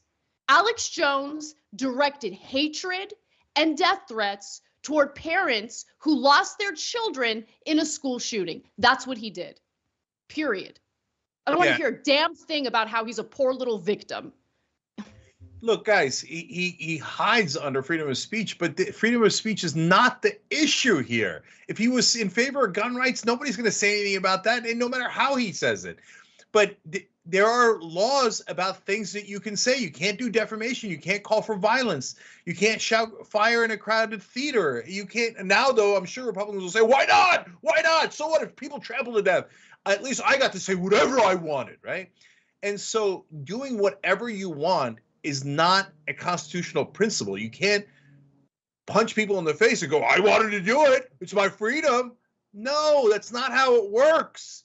We have to explain these incredibly simple concepts to people, and they just don't get it. And part of the reason is because Anna's right. They have no empathy. They don't think, what about the Posner family? He's having people chase them down and threaten them when they already lost their kids. I can't believe that they can even live with it. My heart is broken over what those families have had to suffer through. And anyone with kids, just think about if it was you. But no, right-wingers look at that and go, no empathy. I don't care about the parents at all. I just care about my speech and my, rights in bullying them, intimidating them, threatening them. It's really, what are we going to do? And then people look at Alex Jones' allies and friends in media and go, I don't know, maybe they're reasonable. Maybe they're moderates. No, they're not. Anyone who looks at Alex Jones after all of the insane things and horrific, mean-spirited, terrible things that he has done and thinks, that's my boy, attaboy, he does it in public. Anyone who's allies and friends with Alex Jones is a piece of crap. One of the worst people on earth. All right, well, let's end the show on a lighter note. Let's dunk on Ted Cruz, which is one of my favorite things to do. So Ted Cruz decided to take a shot at Liz Cheney. Now, look, let's keep it in mind that we're talking about two individuals that we've got no love for. However, Liz Cheney wins in this story because she decided to respond to Ted Cruz in the best possible way. Cruz went on Hannity's show on Tuesday night. This is how it all started, and accused Cheney of having Trump derangement syndrome. Watch. And I think she falls into the category of people who Donald Trump just broke, just shattered. And she is, you and I are both old enough to have played pinball games. She is on tilt. I love them. She hates Donald Trump so much that it just has, it has overridden everything in her system. Senator, she's lashing out at Trump, Senator, at Republicans, at everything, and she's become a Democrat. And it's sad to watch what has happened. It is Trump derangement syndrome. Trump derangement syndrome. Well, Liz Cheney did have a response to that. Liz Cheney is hitting back at Ted Cruz after he went on Fox last night and accused her of Trump derangement syndrome, saying she was broke by Trump. And then she responded with, Trump broke Ted Cruz. A real man would be defending his wife and his father and the Constitution. I like that answer. That was a good answer. And it did remind me of a fun exchange that Ted Cruz had on CNN. Let's watch.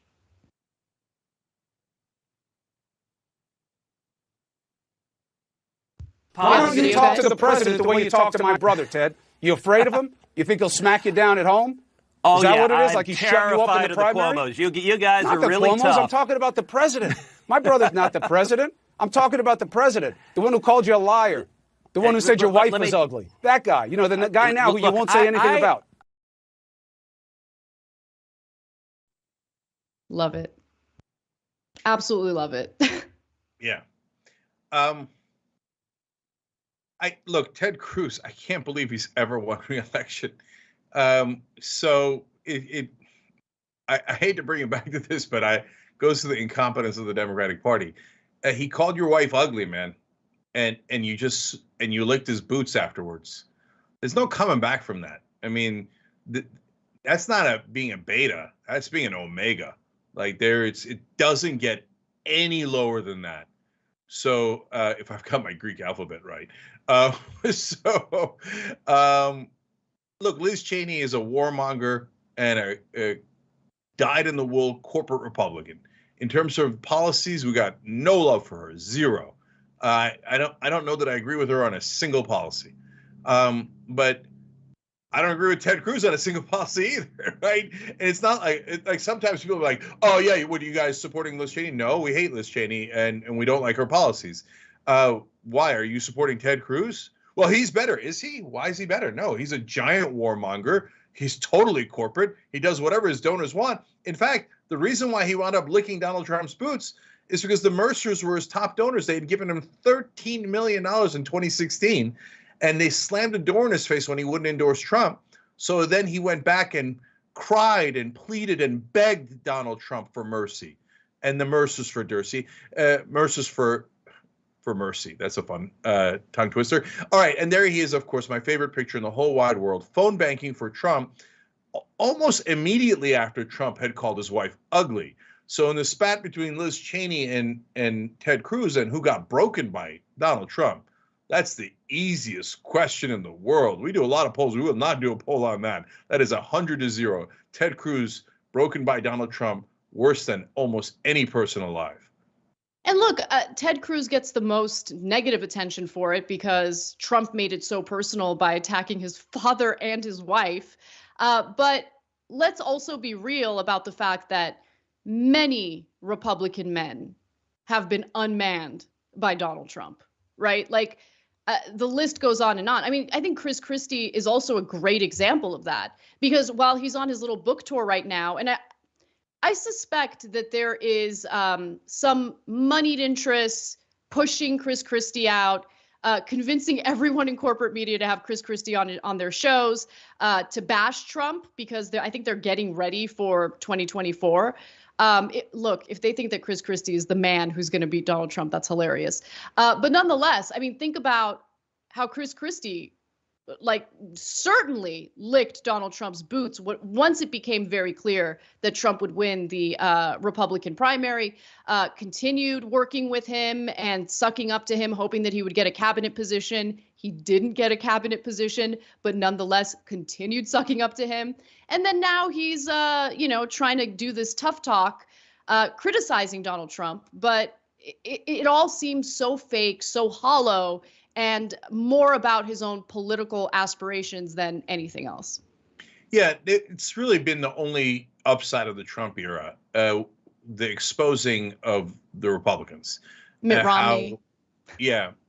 All the Republican men, it turns out, were the weakest betas you've ever seen. I mean, Lindsey Graham, it's just a pathetic mess. I mean, just frantically racing between one boot and another of Donald Trump's. Which one should I lick first? Which one should I lick first? So he's the only one that rivals Cruz for how pathetic he is. But yeah, Mitt Romney, when he thought he was going to get the Secretary of State position, smiling like reek. Chris Christie, what a fraud. You know how easy Trump's going to beat him? He's just going to show videos of Chris Christie kissing his ass for 5 straight years and go, oh, now all of a sudden you want to run against me? And then he'll make fun of his wife and there are no bounds. He'll go after everything. And then eventually, once Christie's broken a second time, he'll go back to kissing Donald Trump's ass because Republican men are super weak. That's why they look for alpha males. Because they're weak, so they think, oh, I need someone strong to hide under them. Oh. So that's all Jeff Sessions. They're all broken by Donald Trump. Losers, every single one of them.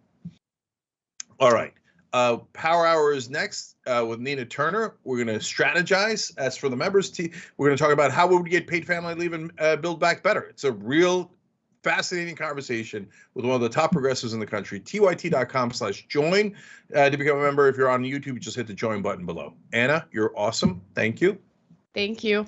Have a great show. Thank you. Power Hour is next.